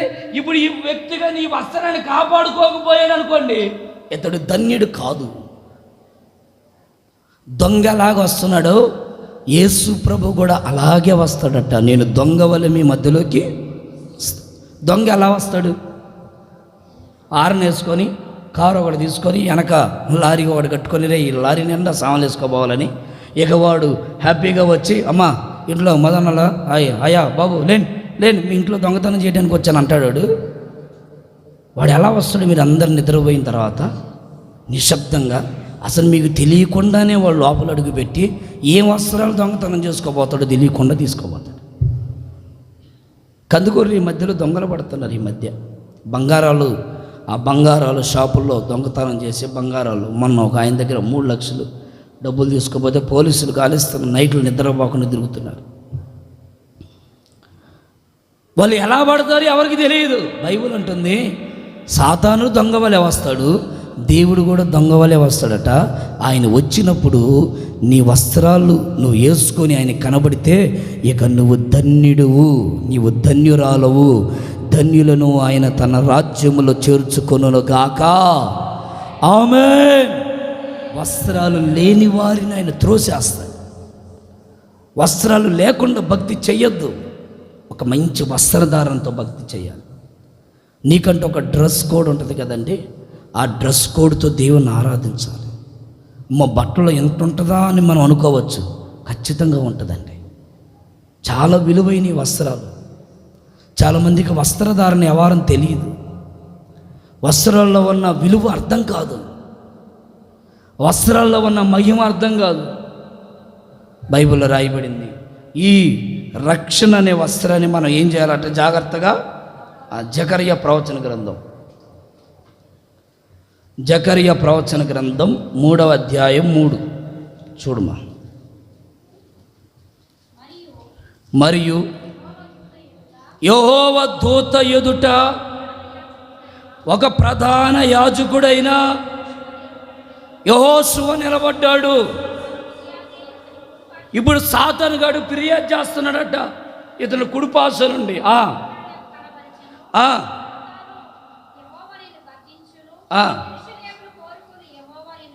3వ వచనం చదువు. యెహోషువ మలిన వస్త్రములు ధరించిన వాడై ఎక్కడ నిలబడ్డాడట అంటే వస్త్రాల్లో కూడా తేడా ఉంటుంది. అంటే ఉంటుంది. యెహోషువ ఎవరో ఒక మంచి భక్తుడు. మరి ఈ భక్తుడే సముఖములో రాజసమూహంలో వచ్చి దేవుని ఎదుట నిలబడితే సాతానుగాడు ఫిర్యాదు చేస్తున్నాడంట. అయ్యా నీ భక్తుడు అంటున్నవే, వాడు వస్త్రాలు చూడు. వస్త్రాలు దేవందరా పిచ్చోడా, వస్త్రాలు దేవందరా, తన హృదయం చూడే ఎంత నీతిగా ఉంటుందో అని దేవుడు అనలేదండి ఆ మాటని. మీరు చదవండి ఆ మాటలు, నేను ఏమన్నా అర్థం చెప్తుంటే. ముందు వస్త్రాలు చూడు, వాడు వస్త్రాలు ఎలా పాడైపోయాయో అని చూస్తే ఈ వస్త్రాలు ఎలా ఉన్నాయట, మలినమైపోయినాయి, పాడైపోయిన వస్త్రాలతో దేవుని మందిరానికి వస్తే దేవుడు ఇష్టపడతాడా? ఇంట్లో చూడండి, పట్టు చీరలు ఉంటాయి బీరువాల్లో, టంగిపెట్టుల్లో, సూట్ కేసుల్లో పట్టు చీరలు జాగ్రత్తగా పెడతారు. మందిరానికి వచ్చేటప్పుడు నలిగిపోయినాయి, చినిగిపోయినాయి, చీకిపోయినాయి. మందిరానికి వచ్చేటప్పుడు ఏదో కరువులో ఉన్నట్టు, బయటికి వెళ్ళేటప్పుడు మాత్రం కనపడదు మన వస్త్రాలు కొత్తవి. అన్నా నీ దగ్గర ఎప్పుడు చూడలేదు ఈ బట్టలు, భలే ఉన్నాయే. చాలా రోజులు అయింది ఫాస్ట్ గారు, ఈ మధ్య నేను వేయట్లేదు కానీ అంట. మందిరానికి వచ్చేటప్పుడు చూస్తే పాపం నాకే బాధ అనిపిస్తుంది. నేనన్నా ఇలా చిప్పేసి ఇస్తే బాగుంటుందిరా బాబు అని. నీ వస్త్రాలు నువ్వు ఎలా ఉంటున్నావు? సాతానుగాడు ఒకడు ఉన్నాడు, వాడు ఏం చేస్తాడంటే ఫిర్యాదు చేస్తాడు. ఇదిగో యెహోషువ ఉన్నాడు, ఇతడి వస్త్రాలు మలినమయ్యాయి. ఈ వస్త్రాలతో నిన్ను ఆరాధన చేస్తున్నాడు, ఈ వస్త్రాలతో నీ దగ్గరికి వచ్చాడు. నువ్వు చెప్తుంటివే భలే పరిశుద్ధుడని, అతడి హృదయం గురించి పక్కన పెట్టు బాబు. ముందు ఆయన వస్త్రాలు చూడు ఎంత అపవిత్రంగా ఉన్నాయో. అంటే వస్త్రాలను బట్టి కూడా మన క్యారెక్టర్ని డిసైడ్ చేస్తుందా? మనం వేసుకునే వస్త్రాలను బట్టి కూడా మనం ఏంటో, మన జీవితం ఏంటో, మన వ్యక్తిత్వం ఏంటో, మన ఆత్మీయత ఏంటో, మన స్థితి ఏంటో, మన వైరాగ్యం ఏంటో, మనం దేవుని కొరకు ఎలాగుంటున్నామో దీని క్యారెక్టర్ని డిసైడ్ చేస్తుందా అంటే ఖచ్చితంగా వస్త్రాలు కూడా చేస్తాయి. అందుకే నీ వస్త్రాలు పరిశుద్ధంగా ఉండాలి. అందుకే నీ వస్త్రాలు దేవుని సన్నిధిలో ఒక పరిశుద్ధంగా కనబడాలి. Praise the Lord, praise the Lord, hallelujah, hallelujah. లోకాసు వార్తలో కదా ఆ మాట రాయబడింది, ఒకసారి చూడండి. లోకాసు వార్తలో ఒకడు యెరూషలేము నుండి యెరికోకి దిగిపోతూ ఉంటే 10వ అధ్యాయంలో అనుకుంటా, చూడమ్మా ఒకసారి 10వ అధ్యాయం. ఒకడు యెరూషలేములో నుండి యెరికోకి దిగిపోతుంటే దొంగలు వచ్చి వాడు వస్త్రాన్ని ఎంతనా నా మాట చూడు, ఎన్నో వచ్చును 10:30, రైట్ 10:30 చదువుతున్నారు, ఒకసారి చూడండి. అందుకు యేసు ఇట్లా నేను, ఒక మనుషుడు యెరూషలేము నుండి యెరికో పట్టణంకు దిగి వెళ్ళుచు దొంగల చేతులు చిక్కెను, వారు అతని వస్త్రములు దోచుకొని, బా ఏం దోచుకొని పోయారక్క అమ్మా? వస్త్రాలు. ఒకడు వచ్చి దొంగ వచ్చి, ఇదిగో ఈ వినాచన పాలు వస్తూ ఉంటే టకటక, నేనేమంటానంటే దొంగలు పడితే ముందు డబ్బులు ఏమైనా ఉన్నాయా? లేవు. వీడు జోగులు ఏం లేవు, లోపల కూడా లేవు. ఉంగరాలు ఏమైనా ఉన్నాయా? ఏది ఉంగరం? మన వాళ్ళు ఉంగరాలు పెట్టరు. మరి కాళ్ళకు పెట్టులు ఏమైనా ఉన్నాయా?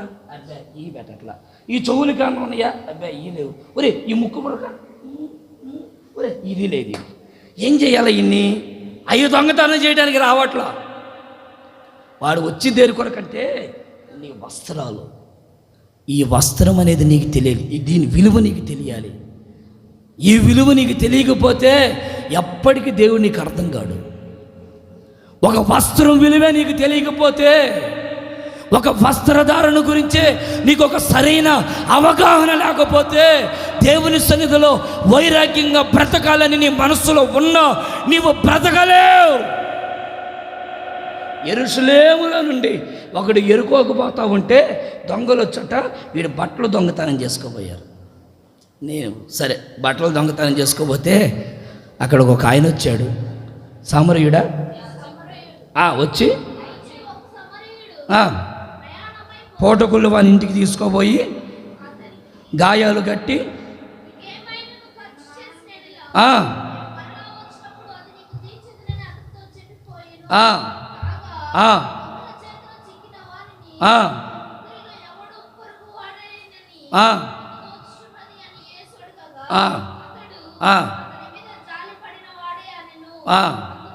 దేవునికి మహిమ కలుగును గాక.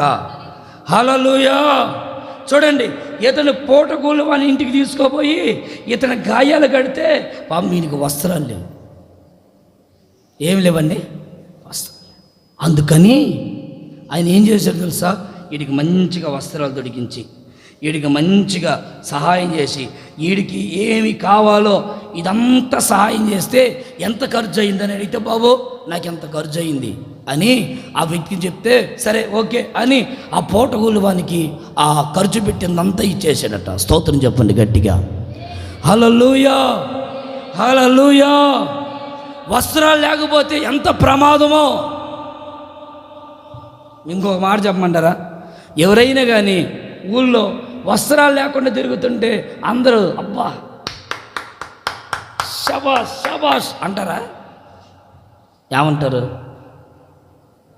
చే ఏందిరా పనికి పని, రే కొట్టుకోని కట్టుకో, ఏదో ఒకటి కట్టుకో, కనీసం వస్త్రం లేకుండా తిరుగుతున్నాం అని అంటారు. రేపు పరలోకంలో నిన్ను నన్ను ఇలా ఎగతాళి చేయకూడదని నేను చెప్తున్నాను ఈ మాట. ఎంత భక్తి చేసి మనకు వస్త్రాలు లేకపోతే రేపటి దినం ఎవరిల్లో 30 నుంచి వచ్చారయ్యా, అవునా పంపి వస్త్రాలు లేయి, వాళ్ళకి ఏ వస్త్రాలు లేయి అని మిమ్మల్ని ఎగతాళి చేస్తే సంఘకాయకులు ఎవరు అయ్యాలకి? ఇర్మియా, లాజరు కదా. ముందు ఆయన నిలబెట్టు, ఆయన కొడితే వీళ్ళందరూ లైన్లోకి వస్తారని ఆయన, ఆ తర్వాత నన్ను. స్తోత్రం చెప్పండి గట్టిగా. హల్లెలూయా. ఏం నేర్పించావు సంఘంలో? ఏ వస్త్రాలు వేయి వాళ్ళకి? దేవుడు అడిగితే నేనేం చెప్పి, అయ్యా నేనేం చెప్తానయ్యా, వాళ్ళు ఏమన్నారంటే, అయ్యా వస్త్రాలు వేసుకున్నామా అన్నానయ్యా, వాళ్ళు ఏమన్నారు తెలుసయ్యా, అయ్యా వస్త్రాలది ఏముందయ్యా, మన హృదయం నీతిగా ఉండాలి కదా అన్నారయ్యా అన్నారు. అన్నాను నేను ఆయన ఏమంటారు, పిచ్చి మొహమాడ, సకలు కొట్టి పరిశుద్ధులందరూ వస్త్రాలు ధరించుకొని ఎందుకు ప్రభుని స్తుతిస్తున్నారు? దేవుని మహిమపరుస్తుంది ఎందుకు? దేవుని కనపరుస్తుంది ఎందుకు? ఆ వస్త్రాల్లో ఉన్న విలువని ప్రజలకు అర్థమయ్యేటట్లుగా చెప్పడానికే సేవకుడు. Praise the Lord, praise the Lord. వస్త్రధారణ లేకపోతే దేవుడు త్రోసేస్తాడు. మనం త్రోసివేయబడకుండా సరైన వస్త్రధారణలోకి మనం వచ్చుదుము గాక. Amen, amen, amen. మనం ఒకడికి ఆటోలో ఫైన్ రాశారు ఉప్పరపాలెం మీటింగ్ల దగ్గర. ఆ రోడ్డు మీద మేము సరదాగా వెళ్తుంటే హైవేలో పోలీసులు ఆటో వాడికి ఫైన్ రాశారు. వాడుండి, సార్ సార్ సార్ సార్ నా సొక్క ఇంటి దగ్గర పెట్టి వచ్చాను సార్ అంటే, ఇంటి దగ్గర ఉడిపెట్టమన్నాడు. ఉన్నాయి సార్, నాకు ఉన్నాయి, ఇంట్లో పెట్టి వచ్చాను సార్, నా బట్టలు ఇంటి దగ్గర ఉన్నాయి, 2 కాదు 3 కుట్టించామన్నా. ఒరే 3 కాదు 10 కుట్టి, అసలు వేసుకోవాల్సిన టైంలో వేసుకోకుండా ఎన్ని కుట్టిస్తే నాకేం బాబు ప్రయోజనం రా బాబు, కట్టు డబ్బులు కట్టు. మేము అనుకుంటా ఉన్నాం, పాపం ఏమైంది, సొక్కనే కదా, ఆ సొక్క గురించి 500 ఫైన్ వేయాలా వీళ్ళు, మరీ ఏదొక దానికి ఇవ్వాల్సిందే ఖచ్చితంగా. అన్నీ ఉన్నాయి, లైసెన్స్ ఉంది, ఆటోకి దాన్ని ఏమంటారు ఇన్సూరెన్స్ ఉంది, ఆటోకి మళ్ళా వ్యాలిడిటీ ఉంది, రోడ్డు ట్యాక్సీలు ఉన్నాయి, అన్నీ ఉన్నాయి. వస్త్రం లేదు, సొక్క లేదు. ఆ సొక్క లేకపోతే 500 వేసాడు. 500 నువ్వు అనుకుంటావు, నేను అనుకుంటా సొక్క ఏమంది అని సింపుల్గా తీసేస్తాం. వాడికి దొరుకు, అప్పుడు తీస్తాడు తాట. నువ్వు నేను వదిలిపెట్టినంత తేలిక వాడు వదిలిపెట్టడు. కట్టు, ఒక రూల్స్ ఉన్నాయి మనకి, రూల్స్ ఎందుకు పాటించట్లేదు? నిలదీసి నిలబెట్టి వసూలు చేస్తాడు. ఒక ప్రభుత్వమే, చిన్న అధికారమే ఇన్ని రూల్స్ పెడితే, ప్రభుత్వాలని స్థాపించిన పరలోకపు తండ్రి మనకు ఒక రూల్ పెట్టాడు, ఆయన్ని తిరస్కరిస్తున్నాం ఆ రూల్ని. Praise the Lord, praise the Lord, hallelujah. చెప్పండి గట్టిగా హల్లెలూయా. ఇక్కడ ఎవ్వరు మిమ్మల్ని త్రోసివేయరు. నేనైతే ఎప్పుడు మిమ్మల్ని తోసేయను. మీరు ఎట్లా ఉన్నా నేను సంతోషంగానే ఉంటాను. కానీ పరలోకంలో అడుగుపెట్టేటప్పుడు అక్కడ త్రోసివేయబడకుండా ఉండడానికే మనం జాగ్రత్త పడాలి. అక్కడ త్రోసివేయబడకూడదు. ఇక్కడది ఏముంది, 10 మంది బయలుదేరారు. అక్క ఏనండి, 10 మంది బయలుదేరారు. ఎన్ని దీపాలు పెట్టుకున్నమ్మా? 10 దీపాలు పెట్టుకుని బయలుదేరు 10 మంది. ఈ 10 మందిలో 5 ఆగిపోయినాయి. చెప్పాడు పాస్టర్ గారు, అయ్యో రే మీరు ఆరిపోతున్నారా, వెలిగించుకోండి. ఏంది నువ్వు మాకు చెప్పాలా, ఇదిగో చేతిలో ఉంది మాకు, నువ్వు డబ్బా ఉంది, అయిపోయింది, పోయించుకుంటాం, ఆ ఊరిలో పోయించుకుంటాం, తప్పేముంది? ఎన్నిసార్లు చెప్పుకుంటాడు. వీళ్ళు పోయించుకోవడానికి వెళ్ళారు. పాపం ఎక్కడికి వెళ్ళారు? ఊళ్ళోకి వెళ్ళారు. రంగారావు షాప్ దగ్గర పోయి కూర్చున్నారు. ఆడకు పోతే ఆమె తొందరగా పోయిదు. ఆ వంటలు దోమాలా, వంట గ్యాస్ తిప్పాలా, ఆయన వత్తన నాగిరిమే బాగున్నావా అన్నాడు, అడుగుద్ది. బాగున్నానమ్మా అంటే తల్లి తొందర అంటే రాదు, 10 నిమిషాలు పట్టుద్ది. ఆ వచ్చి పోసేలోపు యేసుప్రభు వెళ్ళిపోయాడు. తలుపులు వేయబడ్డాయి. బాబు నేను నూనె తెచ్చుకున్నాం, తలుపులు తీ అంటారు. నేను తలుపులు వేసాను, ఇక ఎవడు దాన్ని. ఎంత పని చేసావు తల్లి రంగారావు భార్య. ఆమె నువ్వు ఎన్ని తిట్టినా ప్రయోజనం లేదు, నిన్ను నువ్వు ఎన్ని తిట్టుకున్నా ప్రయోజనం లేదు, సేవకులు ఎన్ని తిట్టుకున్నా ప్రయోజనం లేదు. నీలో బుద్ధిహీనత ఉన్నంతకాలం నువ్వు ఎంతమంది మీద నిందించిన ప్రయోజనం లేదని చెప్తున్నాను నేను. నీ మనసు మారితేనే, నీ జీవితం మారితేనే, నీ ఆలోచన విధానం మారితేనే, నీ క్రియలు మారితేనే, ప్రశ్నించే ఆ తత్వం మారితేనే పరలోక రాజ్యంలో ఉండడానికి దేవుడు మనల్ని ఒక అర్హులుగా మార్చునుగాక. ఆమేన్, హల్లెలూయా, హల్లెలూయా.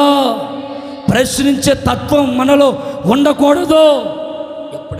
ఎప్పటికప్పుడు సిద్ధపడి వస్త్రాలను కాపాడుకుంటూ, నీతిని కాపాడుకుంటూ, భక్తిని కాపాడుకుంటూ, రక్షణ వస్త్రాన్ని కాపాడుకుంటూ ప్రభు కొరకు నమ్మకంగా మనందరమీ ముందుకి కొనసాగించబడుదుము గాక. గట్టిగా చప్పట్లు కొట్టు, కొట్టు కొట్టు కొట్టు గట్టిగా. హల్లెలూయా. మొదటిగా ఎవరిని దోసేశారట? వస్త్రాలు. రెండో మాట చెప్తా, ఇది భలే ఉందే. 2వ రాజుల గ్రంథం 21వ అధ్యాయం 14వ వచనం. త్వరగా. మరియు నా స్వాస్థ్యములో శేషించిన వారిని నేను త్రోసివేసి, చూడండి, దేవుడట కొందరిని ఏర్పాటు చేసుకున్న వారిని దేవుడు మరలా త్రోసివేసాడట. ఇప్పుడు దేవుడు మనల్ని ఏర్పాటు చేసుకుని సంఘంలో నిలబెట్టాడు, మరలా దేవుడే త్రోసేయడం ఏంటి? దేవుడే ఎందుకు త్రోసేస్తాడు? ఇక్కడ చూడండి, మీరు బాగా గమనించండి. స్వాస్థ్యము అనగా అధికారం, దేవుని సొత్తు. 3 దేవుని ప్రజలు. స్వాస్థ్యము అంటే ఒక అధికారముతో దేవుడు మనల్ని ఏర్పాటు చేసుకున్నాడు. నీకు ఒక అధికారం ఇచ్చాడు. నువ్వు ఎవరివి? సంఘములంటే ఒక అధికారివి. అధికారి ఎలా ఉంటాడు? అధికారి ఎలా ఉంటాడండి? మాట్లాడరేంటి ఎవరు? అధికారి ఎలా ఉంటాడు అంటే అధికారముగానే ఉంటాడు. రాజుగా ఉంటాడా? దొంగలాగా ఉంటాడా? రాజుగానే హోండాగా కనపడతాడు. ఎస్ఐ ఉన్నాడు మామూలుగా పనులూరులో, ఆయన ఎట్టుంటాడు? కానిస్టేబుల్ లాగా ఉంటాడా?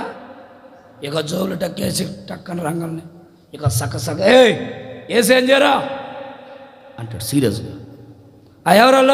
ఎవరు పిలో? అధికారం, ఆయనకి వచ్చిన అధికారం అది. మనం కూడా పోయి ఎవరు రావాలన్నా అనుకో, ఊలేసి తొక్కుతారు. ఆయనకిచ్చిన అధికారం అది. నీకిచ్చిన అధికారం ఏంటో చెప్పనా? నువ్వు దేవుని మందిరంలో మగసిరి కలిగిన వ్యక్తి వల్లే పోరాడడం, ఇది నీ అధికారం. దేవుని మందిరానికి రావడం అనేది ఒక అధికారం. దేవునిని విశ్వసించడం అనేది ఒక అధికారం. దేవుని సన్నిధిలో ఆయన ఆరాధించడం అనేది ఒక అధికారం. ఈ అధికారాన్ని నువ్వు పోగొట్టుకోకూడదు. ఈ హోండతనాన్ని పోగొట్టుకోకూడదు. ఈ గౌరవాన్ని పోగొట్టుకోకూడదు. ఇప్పుడు నిన్ను ఆరాధించడం, నువ్వు పాటలు పాడావు, పాటలు పాడు అంటే ఎబినేజర్ పాలు ప్రతి వారం వచ్చి పాట పాడుతున్నాడు. ఈ వారం రాలేదంటే ఎబినేజర్ పాలు ఏమనుకున్నట్టు? ఎందుకు రాలేదు? ఏమో నాకేం తెలుసు అంటావా? రోజు ఆదివారం తొందరగా వచ్చేవాడు కదా, ఈరోజు నువ్వు ఎందుకు రాలేదు? పోదాంలే, చిన్నగా పోదాంలే. ఏమైంది? అధికారం పోగొట్టుకుంటున్నట్టు. అధికారాన్ని ఎప్పుడు మనం పోగొట్టుకోకూడదు. స్తోత్రం చెప్పండి గట్టిగా. హల్లెలూయా. ఇజ్రాయేల్ ప్రజల గురించి అదే మీరు ముందంతా చదవండి. ఈ ఇజ్రాయేల్ ప్రజలు ఎంత వ్యతిరేకంగా ఉన్నారంటే అంత వ్యతిరేకంగా ఉన్నారు. మనిషే భయంకరమైన తిరుగుబాటు చేశాడట దేవుడికి. అసలు మీరు చదవండి, ఆ అధ్యాయం అంత ప్రారంభం నుంచి చదవండి. ఎంత తిరుగుబాటు దేవునికి. ఇగో 6వ వచనం చివరిలో చదువునానా? 6వ వచనం చివరిలో, సోదెగాండ్లో సాంగత్యం చేసాను. ఎవరితో సాంగత్యం బాబు నువ్వు? 6వ వచనం చదువు, అక్కడి నుంచి వద్దాం. అతడు తన కుమారుని అగ్నిగుండము దాటించి, అబ్బో ఇప్పుడు మన వాళ్ళు ఎక్కడికి పోతున్నారు? జ్యోతిష్యం దగ్గరికి. అమ్మా ఏనండి, జ్యోతిష్యాలట. జ్యోతిష్యం దగ్గరికి వెళ్ళి శకనాల దగ్గరికి వెళ్తున్నారు. అయ్యా ఏందయ్యా ఈ చెయ్యి చూడు, ఈరోజు ఏ రోజు చూడు, ఇది మంచి రోజా లేకపోతే నేను పలానా ప్రార్థన పెట్టుకుందాం అనుకుంటున్నాను, ఒకసారి నువ్వు చూసి చెప్పు. సేవకుల దగ్గరికి కాదు, ఎవరి దగ్గరికి? జ్యోతిష్యుల దగ్గరికి వెళ్తున్నారట.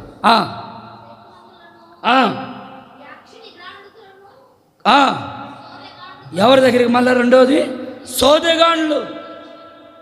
ఒత్త సోది చెప్పుకుంటా కూర్చుంటారు, పని బాట ఉండదు. ఆరాధన జరుగుతుందని, ఇక్కడ ప్రార్థన జరుగుతుంది. ఎవడో వచ్చాడు, ఎవరో ఒక ఆమె వచ్చి కూర్చుంది ఇంటి ముందు. ఆమె స్టార్ట్ చేసింది పెద్దన ఉత్త మాటలు, వాడు ఇలాంటి వాడరా, ఈడు ఇలాంటి వాడరా అని. ఈ సోదంతా ఏంట అని నవ్వుకుంటా ఉండకపోతే నాకు టైం అవుతుంది 9 అయింది, ప్రార్థన స్టార్ట్ అయింది, నువ్వు నేను వస్తావో అని అనొచ్చుగా. అందం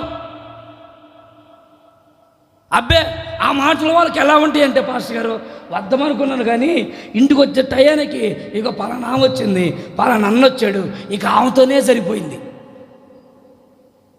అంత సోదుంది అక్కడ.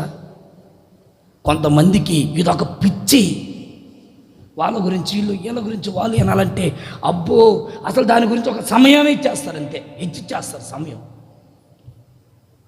మనకి ఎందుకండి బాబు ఆ సోదులు? ఏనండి అందరూ కళ్ళు తెరవండి, ఒకసారి గట్టిగా హల్లెలూయా అని చెప్పండి. హల్లెలూయా.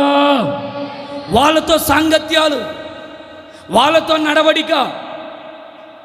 నీ సంగతి ఎవరితో ఉండాలా? ఎందుకు దేవుడు నేను ఏర్పాటు చేసుకుంది? మందిరంలో నీకు ఒక పెత్తనం ఉంది, మందిరంలో నీకంటూ ఒక అధికారం ఉంది, మందిరంలో నీకంటూ ఒక స్థానం ఉంది, మందిరంలో సేవకుల దగ్గర నీకంటూ ఒక విలువ ఉంది. ఇప్పుడు దీనంతా పక్కన పెట్టి సోదిగానులతో నీకేం పని? వాళ్ళతో సాంగత్యం. బైబిల్లో రాయబడింది కదండి, కొరింథీయులకు రాసిన పత్రిక, 1 కొరింథీయులు రాసిన పత్రిక, 2 కొరింథీ 1 కొరింథీలో ఉంటుంది కదా, దుష్ట సాంగత్యము మంచి నడవడికను. ఆ మాట చదవండి, 15వ అధ్యాయం 33వ వచనం. 15వ అధ్యాయం 33వ వచనం. దుష్ట సాంగత్యము మంచి నడవడిని చొరుపును. నీ సాంగత్యం ఎవరితో? అన్యులతో ఉందనుకోండి, వారు నీ నడవడికిని చెడుపుతారు. రకరకాల ఆలోచనలు మనసులోకి వస్తూ ఉంటాయి. ఏది నీ భక్తి? ఏది నీ వైరాగ్యం? ఏది? ప్రారంభంలో పరిగెత్తి ఎంతో ప్రయాసపడ్డావు కదా, మరి ఇప్పుడు ఎందుకు నీ ప్రయాస ఆగింది? ఎందుకు పరిగెత్తలేకపోతున్నావు? ఎందుకు హుషారుగా ఉండలేకపోతున్నావు? ప్రారంభంలో ఏమో ఎవడు చెప్పినా అవన్నీ వేస్ట్, అవి నేను విన్నా, నా దేవుడు నాకు ముఖ్యం, అబ్బే మీ మాటలు నేను విన్నా అన్నావు. ఇప్పుడేమో వాళ్ళ మాటలు అంటే దేవుని మాటలు అంటున్నావు. మన నడవడికిని ఏం చేస్తుందట? చిన్నగా స్తోత్రం చెప్పండి గట్టిగా. హల్లెలూయా, హల్లెలూయా. ఒకప్పుడు జీవన గురించి చెప్పాలి. ఆదివారం రోజు వాళ్ళ ఫ్రెండ్స్ ఫోన్ చేస్తారు తాతకి, నేను లెక్కల మాస్టర్ని మాట్లాడుతున్నాను. అయ్యా చెప్పండి, చెప్పండి, ఈరోజు మీ ఓడికి ఎక్స్ట్రా క్లాస్ ఉంది, అర్జెంటుగా మీ ఓడిని పంపించు. సార్ మీ పేరేం పేరు? సార్ నా పేరు కోట్లింగయ్య. అదే ఆయన పేరు ఏది ఉంటుంది? సరే సార్, రే జవాన్ బయలుదేరు, మీ సార్ ఫోన్ చేశాడు పో అంటే ఈడు ఇంకా తాత ఈరోజు చర్చ ఉంది కదా తాత, ముందు వెళ్ళరా మీ సార్ ఫోన్ చేశాడు, వెళ్ళు. కాదు తాత ఈరోజు చర్చ ఉంది కదా, ఈ డ్రామాలు మనకి ఎక్స్ట్రా డ్రామాలు అంటున్నాడు. వెళ్ళు. ఇక వాడు వెళ్ళి వాళ్ళ ఫ్రెండ్స్తో కలిసి 2 గంటలకు మళ్ళీ వస్తాడు. ఎంత ఆలోచన రా బాబా, మైండ్ పోతుంది ఒక్కోసారి వీళ్ళ గురించి ఆలోచన చేసి. ఇంత టెక్నాలజీ ఉంది వీళ్ళలో అని. స్తోత్రం చెప్పండి గట్టిగా, హల్లెలూయా. ఎంత చక్కగా వీడు మందిరానికి వెళ్ళే వాళ్ళని వాళ్ళ ఆలోచన ఎంత ఆలోచనగా పడేస్తారు చూడండి. దానికి మనం కూడా ఏకీభవిస్తాం. కానీ నాన్న రే వెళ్ళరా చదువుకోరా, పోరా, మనం మంచి ఉద్దేశంతో అనుకుంటాం. కానీ ఆలోచన దుష్ట సాంగత్యం మన నడవడికలన్నిటిని ఏం చేస్తుందట? పాడు చేస్తుంది. నువ్వు మందిరానికి వస్తావు, ప్రతి వారం వస్తావా? ఈ వారం వచ్చేసరికి నీకు ఆదివారం వచ్చేసరికే స్టార్ట్ అవుతాడు. ఎబినేజర్ వచ్చాడు అనుకోండి, చెప్తున్నా, ఎబినేజర్లో ఎవరన్నా వచ్చి ఏడకి బైబిల్ పట్టుకొని పోతాను, ఇట్లా చిన్న పని ఉంది పోయిద్దాంరా, నువ్వేమనాలా? పోదాంపా. ఇది కాదు పోవాల్సింది. సరే బాబు నాకు ప్రార్థన టైం అయిందిరా బాబు, నేను వెళ్ళాలి, నేను తర్వాత చూస్తాలే, వచ్చి నాకు పోదాం, లేదంటే నువ్వు ఎవరన్నా తీసుకోబో అనాలా. అబ్బా నేను అనుకుంటావన్నా నీ గురించి ఆలోచిస్తున్నాను, ఎవరు వస్తారా ఏంది, నువ్వే వచ్చావు పోదాంపా. పాస్టర్ గారు అడిగితే నేను ఏదో ఒకటి చెప్తాలే. నాకు ఎన్ని సమాధానాలు చెప్తే నాకేం ప్రయోజనం? నేను ఏమి పాడుగాను, మీరు ఎన్ని చెప్పిన నేను పాడుగాను. నీ జీవితం పాడవకుండా ఉండడానికే నీ పద్ధతులు మార్చుకోమని చెప్తున్నా. నీ ఆలోచన విధానాన్ని మార్చు. సాంగత్యాలు చేయి, తప్పు కాదు, కానీ నీ నడవడికను పాడు చేసుకోవాలి. ఆమె స్తోత్రం చెప్పండి గట్టిగా. ఆ మాటలు చదవాలి ఒకసారి. రాజుల 2వ గ్రంథం 21వ అధ్యాయం.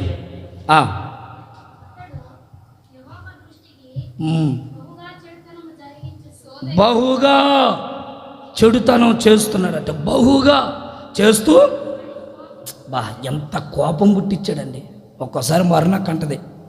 ఇదిగో ఆ పాస్టర్ గారు, ఇదిగో నీకు చెప్తున్నా, ఎందుకు ఇంత కోపంగా నాకు చెప్పేది అంట. నేను నీకే చెప్పేది. ఏందక్క ఇక నేను ఇంత కోపంగా, ఇంత ఆవేశంగా ఎందుకక్క, ఏమైంది?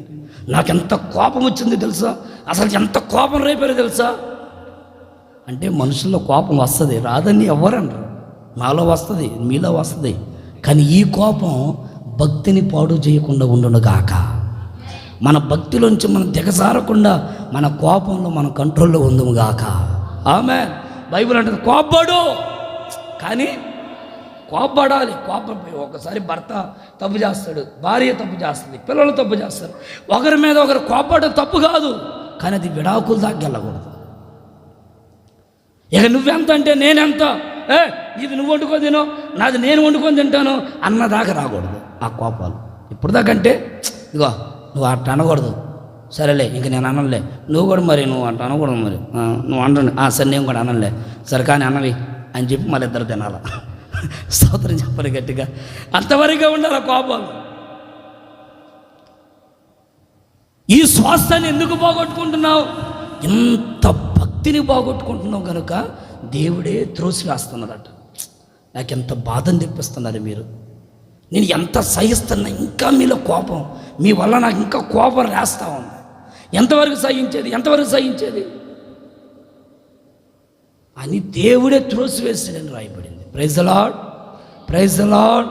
ప్రియులారా, ఒక దైవజనుడిగా నేను కోరుకుంటున్నాను, మనము ఎప్పుడు ఎక్కడ ఏ విషయంలో అన్య దేవత 3వ వచనం చూడండి, అక్కడ 21:3లో తన తండ్రి అని హిజ్కియా పడగొట్టిన ఉన్నత స్థలములను అతడు తిరిగి కట్టించి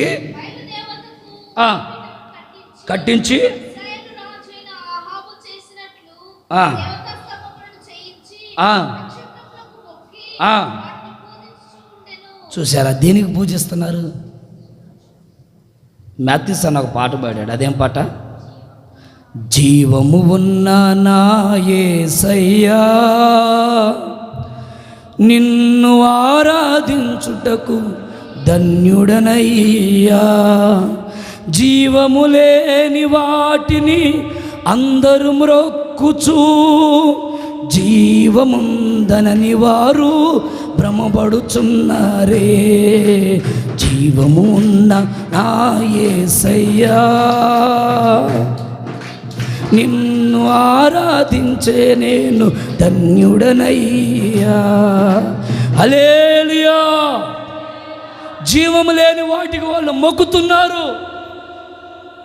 మనిషే ఒక బలిపీఠలను కట్టించి, విగ్రహములు కట్టించి వాళ్ళందరినీ ఇదిగో రండి, ఏం కాదు రండి, మా నాన్న పడేసాడు వీటన్నిటిని, రండి ఏం కాదు, అన్ని దేవతల మొక్కలు మనం అని వాటన్నిటిని మొక్కిస్తున్నాడట. ఈ మనిషి ఎంత దౌర్భాగ్యం అండి, అది ఎంత బాధాకరమైన విషయం.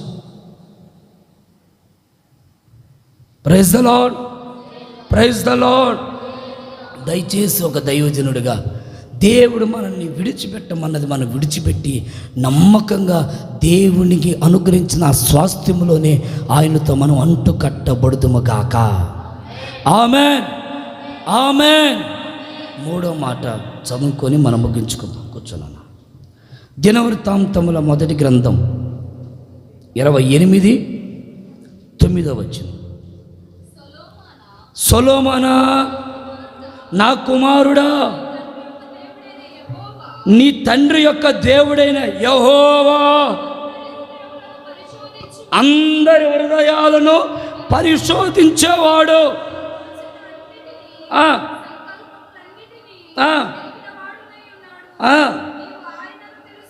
తెలుసుకొని హృదయపూర్వకముగాను మనపూర్వకంగాను సేవించుము. ఆయనను వెతికిన ఎడల ఆయన నీకు ప్రత్యక్షమగును. చూడండి, నీవు ఆయనని విసర్జిస్తే ఆయన నిత్యము నిన్ను త్రోసేస్తాడు. నువ్వు ఆయన్ని వదిలిపెడితే ఆయన నిన్ను వదిలిపెట్టేస్తాడు. ఇంతకాలం దేవుడు చూశాడు కదండి మనల్ని. ప్రభు రాకడ దినాలు సమీపమయ్యాయి కదా, ఓపికతో చెప్తా ఉన్నాడు కదా. ఇక అది నువ్వు వినకపోతే దేవుడు వదిలేస్తాడట మనల్ని. నేను కొన్నిసార్లు చెప్తా ఉంటాను కొందరికి, అమ్మా రేపు ప్రార్థనకి రండి, అయ్యా రేపు రండి ప్రార్థనకి, అక్క రేపు రండి ప్రార్థనకి, అందరికీ చెప్తా ఉంటా, ఖచ్చితంగా చెప్తా ఉంటా. అలా చెప్పినప్పుడు వాళ్ళు ఏమంటారంటే వస్తాం అంటారా, కోటం టైంకి ఎవరు రారు. అప్పుడు నాకు చెప్పి నా మనసు ఎట్లుంటుందంటే, వీళ్ళకి ఎన్నిసార్లు చెప్పినా వీళ్ళు వినని కాడికి మనం చెప్పడం ఎందుకు? పాయింట్ ఎప్పుడు లాగుతారు చెప్పనా? నేను చెప్పని రోజులు ఆగుతారు. నువ్వు చెప్పలేదుగా, చెప్పినప్పుడు వచ్చావు కదా భక్తుడా. నేను ఏ రోజు చెప్పకుండా చాలించుకుంటానో నువ్వు చెప్తే వద్దాం అనుకున్నాను పాస్టర్ గారు ఆ రోజే. అబ్బో పాయింట్. నేనేమంటానంటే, దేవుడే మనల్ని విసర్జించేటనుకోండి, దేవుని మనం వదిలిపెట్టామనుకోండి, దేవుడు కూడా మనల్ని వదిలేస్తాడు. మనం ఇప్పుడు వదిలించుకునే సమయంలో ఉండకూడదు. ఈ టైం ఏంటంటే ప్రభు రాకడ సమయం. ఈ టైంలో ఎక్కువగా నువ్వు ఆయన అద్దుకొని ఉండాలి. స్తోత్రం చెప్పండి గట్టిగా. ఆయనతో మమేకమైపోవాలి. విడిపోవాలి, దూరం అయిపోవాలి అనుకుంటే అది పెద్ద విషయం అనుకుంటున్నారా? ఏంది విడిపోవడం అంటే పెద్ద విషయమేం కాదు, అది తెలుసా? కలిసిమెలిసి ఉండడం అంటే బహు కష్టం, కానీ విడిపోవడం అంటే అది పెద్ద కష్టం అండి. అది ఏంది నీ మాట నేనేది అంటే అయిపోయా. కలిసి ఉండాలంటే ఒక్కోసారి నువ్వు మాటనో, ఒక్కోసారి కోపాడుతో, ఒక్కోసారి పెత్తనం చేస్తావు. సరేలే అమ్మా, సరేనమ్మా అక్క, సరేనమ్మా అలాగేనమ్మా, సరే మీకు వీలుగా ఉంటేనే రండమ్మా, సరేనమ్మా అని మరల సమాధానం కొరకు మనం వాళ్ళని ఎప్పటికప్పుడు మరల వాళ్ళని మనం ఏమవ్వాలంటే రిఫ్రెష్ అవుతూ ఉండాలి. సరేనయ్యా సరేనే. వాళ్ళలాగా మనం కూడా కఠినంగా వచ్చారా లేదన్నాం అనుకోండి, పాస్టర్ గారు ఇంత కోపంగా చెప్పాడు, నేను రాను అంటాడు. పాస్టర్ గారు ప్రేమగా పిలిచినప్పుడు రావచ్చుగా. మరి ఎప్పుడు పాయింట్ దొరుకుద్దా అని చూస్తాం. సాతాను కూడా అదే టైం కొరకు ఎదురు చూస్తున్నాను, నిన్ను నన్ను. నీ భక్తిని ఎప్పుడు నాశనం చేద్దామా? నీలో ఎప్పుడు భక్తి మీద విరక్తిని పుట్టించాలా? ఎప్పుడు నీ కుటుంబంలో భార్య భర్తల మధ్యలో అసమాధానాన్ని పుట్టించాలా? ఎప్పుడు సేవకులకి విశ్వాసుల మధ్యలో అసమాధానాన్ని పుట్టించాలా? ఎప్పుడు విశ్వాసులకు అసమాధానం పుట్టించాలా? ఎప్పుడు ఒకరంటే ఒకరికి ద్వేషాలు పుట్టించాలని వాడు ఎప్పుడు తిరుగుతూ ఉంటాడు నీ చుట్టూ. నీకు ఏది నచ్చదో దాన్ని పట్టుకుంటాడు సాతానుగాడు. వెంటనే దాన్ని పాయింట్ చేసి ఇక వాడు దాన్ని లాగుతూ ఉంటాడు. అప్పుడు మీ ఇద్దరి మధ్యలో విభేదాలు వస్తాయి, సంఘంలో ఒక విభేదాలు వస్తాయి, కుటుంబంలో ఒక విభేదాలు వస్తాయి, భార్య భర్తల మధ్యలో ఒక విభేదాలు వస్తాయి. విడిపోయి ఏం సాధిస్తాం? పిల్లలు పెద్దోళ్ళు అయిపోయారు, పెళ్ళిళ్ళకి రావాలి, ఇంకా పెళ్ళిళ్ళు చేయాలి. ఇప్పుడు నువ్వు మాలు తిప్పుకొని విడిపోతే ఇక పరలోక రాజ్యంలో, ఆ పరలోక రాజ్యం తర్వాత మాట్లాడుకుందాం. ఆ పిల్లల పరిస్థితి ఏంటి ఆలోచించండి.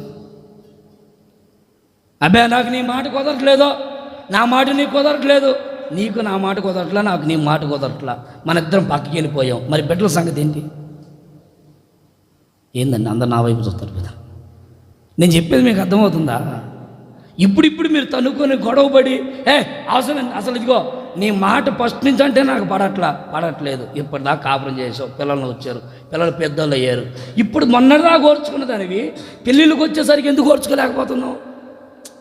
మీకు అర్థమవుతుంది నేను చెప్పింది? కొన్నిసార్లు సాతానుగాడు మనల్ని అలా డైవర్ట్ చేస్తాడండి, మనల్ని సహవాసం నుంచి పాడు చేయాలని, దేవుళ్ళ నుంచి దూరం చేయాలని. ఎన్నో కొండలు దాటుకుంటూ వచ్చావు తెలుసా నీకు ఆ సంగతి? ఆలోచించు. నీ గుండె మీద చేయి పెట్టుకో. ఏందండి నువ్వు పెట్టుకున్నావు కదా అంటారా? పెట్టుకున్నామ్మా. ఈ అమ్మాయి గుండె ఎక్కడ ఉన్నట్టుంది, పెట్టుకోండి, గుండె ఆడండి, పెట్టుకున్నామ్మా. గుండె మీద చేయి పెట్టుకోండి. గుండె మీద మా తల్లి అసలు గుండె లేదా? మా గుండె మీద చేయి పెట్టుకో తల్లి. రైట్. ఈ గుండె మీద చేయి పెట్టుకున్నా. నీ ఒక్కసారి ఆలోచించు, ఎన్ని కొండలు దాటావు, ఎన్ని అవమానాలు దాటావు, ఎన్ని నిందలు దాటావు, అసలు మొయ్యలేని కష్టాలు మోసావు.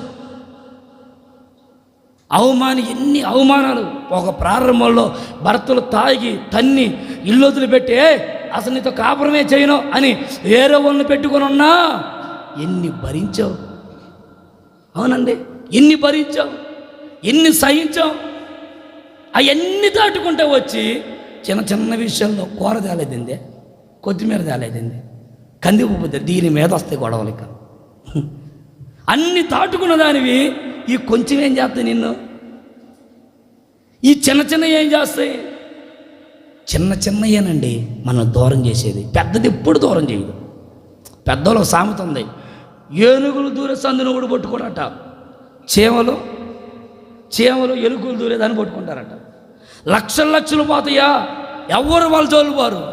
10,000 2,000 3,000 పోయినాయా వాడిని చెరసల్లో వేసి లాగుతూ ఉంటారు. చెప్పు, నువ్వు ఎందుకు ఆ టైంలో అక్కడ కనపడ్డావు? నువ్వు ఏ బండి మీద వచ్చావు? 10,000 దగ్గర. ఒరే వాడు కోట్లు దొంగతనం చేశారా, వాడు జోలుగుడు వాడు. చిన్న చిన్న విషయాలే. భక్తిలోకి వచ్చాం కదా ఇప్పుడు యేసయ్యతో ఉన్నాం కదా, మనం ఏ చిన్న లోపం కనపడుద్దా అని వెతుకుతూ ఉంటారు. ఆ చిన్న లోపం మన జీవితాన్ని ఎప్పుడు పాడు చేయకూడదు. ఆమేన్, హల్లెలూయా. చికెన్ కూర, 2 కేజీలు చికెన్ ఉంటుంది, 2 కేజీలు చికెను. ఈ 2 కేజీల చికెన్ల కూరలో ఎంత ఉంటుంది? పిచ్ ఎంత ఉంటుందండి? కేజీ 2 కేజీలు ఎంత కోడి ఉంటే ఆ కోడిలో చేదు ఎంత ఉంటుంది? ఈ కొంచెం చేదు ఏం చేస్తుంది? కూర అంతని దాన్ని తీయాలి కరెక్ట్గా కోసేటప్పుడు. మొన్న ఒకసారి ఈ మధ్య చాలా రోజులు అయిందిలే కానీ, 1 సంవత్సరం 2 సంవత్సరాలు నేను మా అమ్మకు వస్తాను కూర కోతుంటే, అయ్యరే అదేనయ్యా జాగ్రత్త, అదే ఆగమ నాకు తెలిసి అప్పా తెలియదు, ఆగనాయన నేను పట్టుకుంటున్నావు. ఆగమ నాకు తెలిసిలేమో, అది కనబడితే ఆ పచ్చదలే, అయ్యో ఇగో పోతూ పోయింది, వదిలే తీసే అసలు వద్దు, కూరంతా పోయిద్దయ్యా. ఇది కొంచెం దాని దగ్గర. ఇంత భక్తిలో ఎంత చేదుంటే మనలో మనం పరలోక రాజ్యానికి వెళ్తాం. మరి ఆ కొద్దిగా దాన్ని ఎందుకు తీసేయలేకపోతున్నాం? కోళ్ళలో స్పష్టంగా చూసి తీసేస్తుంటేవే. ఏమన్నా మేక దగ్గరికి వెళ్తే, గొర్రెల దగ్గరికి వెళ్తే ఆడవాళ్ళు స్పష్టంగా ఖచ్చితంగా పరీక్షించి తీసి అవతల పడేస్తున్నాయి. నీ జీవితంలో ఉన్న చేదు నువ్వు ఎందుకు తీయలేకపోతున్నావు? దేవునికి అయిష్టమైంది ఆ చేదే, ఆ చిన్నదేగా నీలో ఉంది. అన్నిట్లో బాగుంటావు, కానీ ఆ చిన్నది ఏదో అది ఏది ఇది అది అని నేను ఎప్పుడు చెప్పను. అది ఏదో నీ అంతరంగానికి తెలుసు కదా. నీ అంతరంగాన్ని నువ్వు పరీక్షించుకుంటే ఆ లోపం నీ ముందు బయటపడుద్ది కదా. ఆ బయటపడిన ఆ లోపాన్ని ఒక్కసారి ఎత్తు చూపించుకోరయ్యా, ఈ ఒక్కదాన్ని నేను విడిచిపెట్టలేకపోతున్నా, దీన్ని బట్టి నేను భక్తిలో దిగజారిపోతున్నానయ్యా, దీన్ని నేను తీసేసుకునే భాగ్యం నాకు ఇవ్వయ్యని నువ్వు ప్రార్థన చేసుకో. అన్నిటి మీద దేవుడు నిన్ను అధికారిగా నిలబెట్టునుగాక. ఆమేన్. ప్రతి ఒక్క దాని మీద దేవుడు నిన్ను తలగా నియమించునుగాక. ఆ చిన్నదే, ఆ చిన్న లోపమే. మనిషి అంతా బాగానే ఉంటాడండి, మనిషిలో ఏదో చిన్నది. అది దేశమా, పాపమా, లేకపోతే లోపమా, అసూయనా, లేకపోతే రకరకాల కలహాల, భేదాల, అది ఏంటిదో, అది ఏం మచ్చరమో నాకు తెలియదు. అది ఏదైనా సరే ఆయన సన్నిధిలో నుంచి నువ్వు నిత్యము దాన్ని త్రోసి వేసుకుందువు గాక. ఆమేన్, ఆమేన్. ఆ ఒక్క మాట చెయ్యి, పరలోకంలోని ఆశీర్వాదం అనుభవించదువు గాక. మత్తయి సువార్త 25వ అధ్యాయంలో కూడా ఒక మాట రాయబడింది, 25:30. ఒక యజమానుడు ముగ్గురిని పిలిచి, ఒకడికి 5 తలాంతులు, ఒకడికి 2, ఒకడికి 1. ఒకటికి ఇస్తే 5ఓడేమో 10 చేశాడు, 2ఓడేమో 4 చేశాడు, 1ఓడేమో సమాధి చేశాడు భూమిలో. అప్పుడు యజమానుడు వచ్చి అంటాడు, ఆ దాసుని ఏమన్నా, ఏ పనికి మాలినోడా అన్నాడు. ఫస్ట్ ఏమన్నాడు, బలా మంచి దాసుడా. 3వని పనికి మాలిని దాసుడా. ఒకే దాసుల దగ్గర ఎన్ని లోపాలు చూడాలి. మంచి ఆయన నోటి నుంచి వస్తుంది, చెడు ఆయనే పలుకుతున్నాడు. నీలో మంచిగా ఉన్నప్పుడే నేను మంచి అంటాం, చెడుగా ఉన్నప్పుడు ఇగో నీలో ఈ లోపం ఉంది, దాన్ని సరి చేసుకో అంటాం. అది సరి చేసుకోమన్నప్పుడు నువ్వు హృదయపూర్వకంగా విడిచిపెడితే ఎవడు నిన్ను ఏలెత్తి చూపించరు. ఎవరు? కొన్నిసార్లు చిన్న చిన్న పిల్లలు చెప్తారండి, ఇదిగో ఈ అన్న ఎలా అంటాడండి పాస్టర్ గారు, నీకు తెలియదా? మీ మందిరానికే వచ్చేది. ఈ అన్న ఎలా అంటాడు మాకు తెలుసు, ఈ అక్క ఎలాంటిదో మాకు తెలుసు. చిన్న చిన్న పిల్లలు చెప్తుంటే సిగ్గు కలుగుతుంది నాకు. నేనా మీ దగ్గరికి వచ్చి ధైర్యంగా అడగాలంటే ఎక్కడ ముఖాలు చాటేసుకొని దేవుని మందిరానికి దూరం అయిపోయి ఇక దేవుడు లేడు గీవు లేడు అని నా మీద రకరకాలుగా ప్రచారం చేస్తారు. ఆ భయం. ఒక తల్లికి నేను ఇలాగే చెప్పా, అమ్మా ఇది ఇట్లా చేయకూడదు, నువ్వు ఇది తప్పన్నా. పల్లె మొత్తం గోలగోల చేసి పడేసింది యేసునామంలో. అందుకే నేను అరే దేవుని నామం వల్ల నా ద్వారా అవమానపరచబడకూడదు. సరే సహిద్దాం, నేర్చుకుంటారేమో, వాక్యానుసారంగా చెప్దాం, ఒకవేళ నేర్చుకుంటారేమో. నువ్వు అనుకోవచ్చు నేను పిల్లలు అనుకుంటుందట, నేను తాగే పాలు ఎవ్వరు చూడలేదనుకుంటుందట. పిల్లి ఎంత చక్కగా తాగుద్దో ఇంట్లోకి వెళ్ళి. నేను ఆ కొంపకి వెళ్ళేది ఎవ్వరు చూడలేదు. అసలు రహస్యంగా వెళ్ళాను, రహస్యంగా వచ్చాను. అసలు అబ్బా 3 కంటికి పడలేదని. పిచ్చోడా, నువ్వు చూసేది 2 కళ్ళే, నీ వైపు 100 కళ్ళు చూస్తూ ఉంటాయి. నువ్వు ఎటు వెళ్తావు, నిన్ను అడకేంది, ఎవరితో మాట్లాడుతున్నావు గంటలు, ఎవరితో నువ్వు సావాసం చేస్తున్నావు గంటలు. నీ మాట ఎలా ఉంది, నీతో బాగానే మాట్లాడతారు. ఇప్పుడు జవాన్ రేపు బాగున్నావంట, బాగున్నాను మామ, వాడు నాతో బాగా మాట్లాడుతూ ఉంటాడు. వేరే వాళ్ళు ఉంటారే, వాళ్ళు వచ్చి అంటారు, ఇదిగో మీ అల్లుడు చూడు, వాడు ఎట్టున్నాడు నీకేం తెలుసు, నోర్మోయ్ వాడు మంచిగా ఈ మధ్య బాగా మారి మందిరానికి వస్తుంటే నువ్వు వాడి గురించి మళ్ళీ చెప్తావు. నీకు తెలిసింది అదే, అయ్యో నీకు తెలిసింది అదే, ఇదిగో మొన్నే నాకు కనపడ్డాడు అంటాడు. ఇప్పుడు మరలా వాడి మీద నాకేం కలిగిస్తాడు? నేను చూసేది ఒకటి, వాడినే చూస్తా, కానీ రకరకాలుగా చెప్తా ఉంటాను. నువ్వు అనుకుంటావు ఎవరు చెప్పరు పాస్టర్ గారు నీకని. లేదండి, నీ గురించి తెలియదని నువ్వు అనుకుంటావు, నీ గురించి అందరికీ తెలుసు. నీ జీవితం మార్చుకుంటే బాగుంటుంది, నీ పద్ధతి మార్చుకుంటే బాగుంటుంది. నువ్వు మందిరానికి వస్తావు, మందిరానికి రాకపోయినా బాగుంటుంది, కానీ నువ్వు మందిరానికి వస్తాను. నువ్వు ఇంకా నీ జీవితాన్ని మార్చుకోకుండా, నీ పద్ధతి మార్చుకోకుండా, నీ నడవడిక మార్చుకోకుండా, నీ క్రియలు మార్చుకోకుండా, అయ్యో నేను ఏం తప్పు చేయట్లేదు అనుకొని నువ్వు హోండాగా తిరుగుతున్నావు అనుకోండి, ఇంకా దేవుడికి అవమానమేనండి, ఇంకా దేవునికి దుఃఖం. అయ్యో ఎప్పుడు బాబు ఈ అన్న మారేది, ఎప్పుడయ్యా ఎక్క మారేది, ఎప్పుడయ్యా అమ్మాయి పద్ధతులు మారేది, ఎప్పుడయ్యా ఈ తల్లి పద్ధతులు మారేదని దేవుని నామానికి అవమానం కలుగుతుంది ఈ ప్రాంతంలో. వద్దండి, ఎప్పటికీ మనం అలా ఉండొద్దు. నిన్ను ఎవరు చూడట్లేదని ఎప్పుడు అనుకోవద్దు.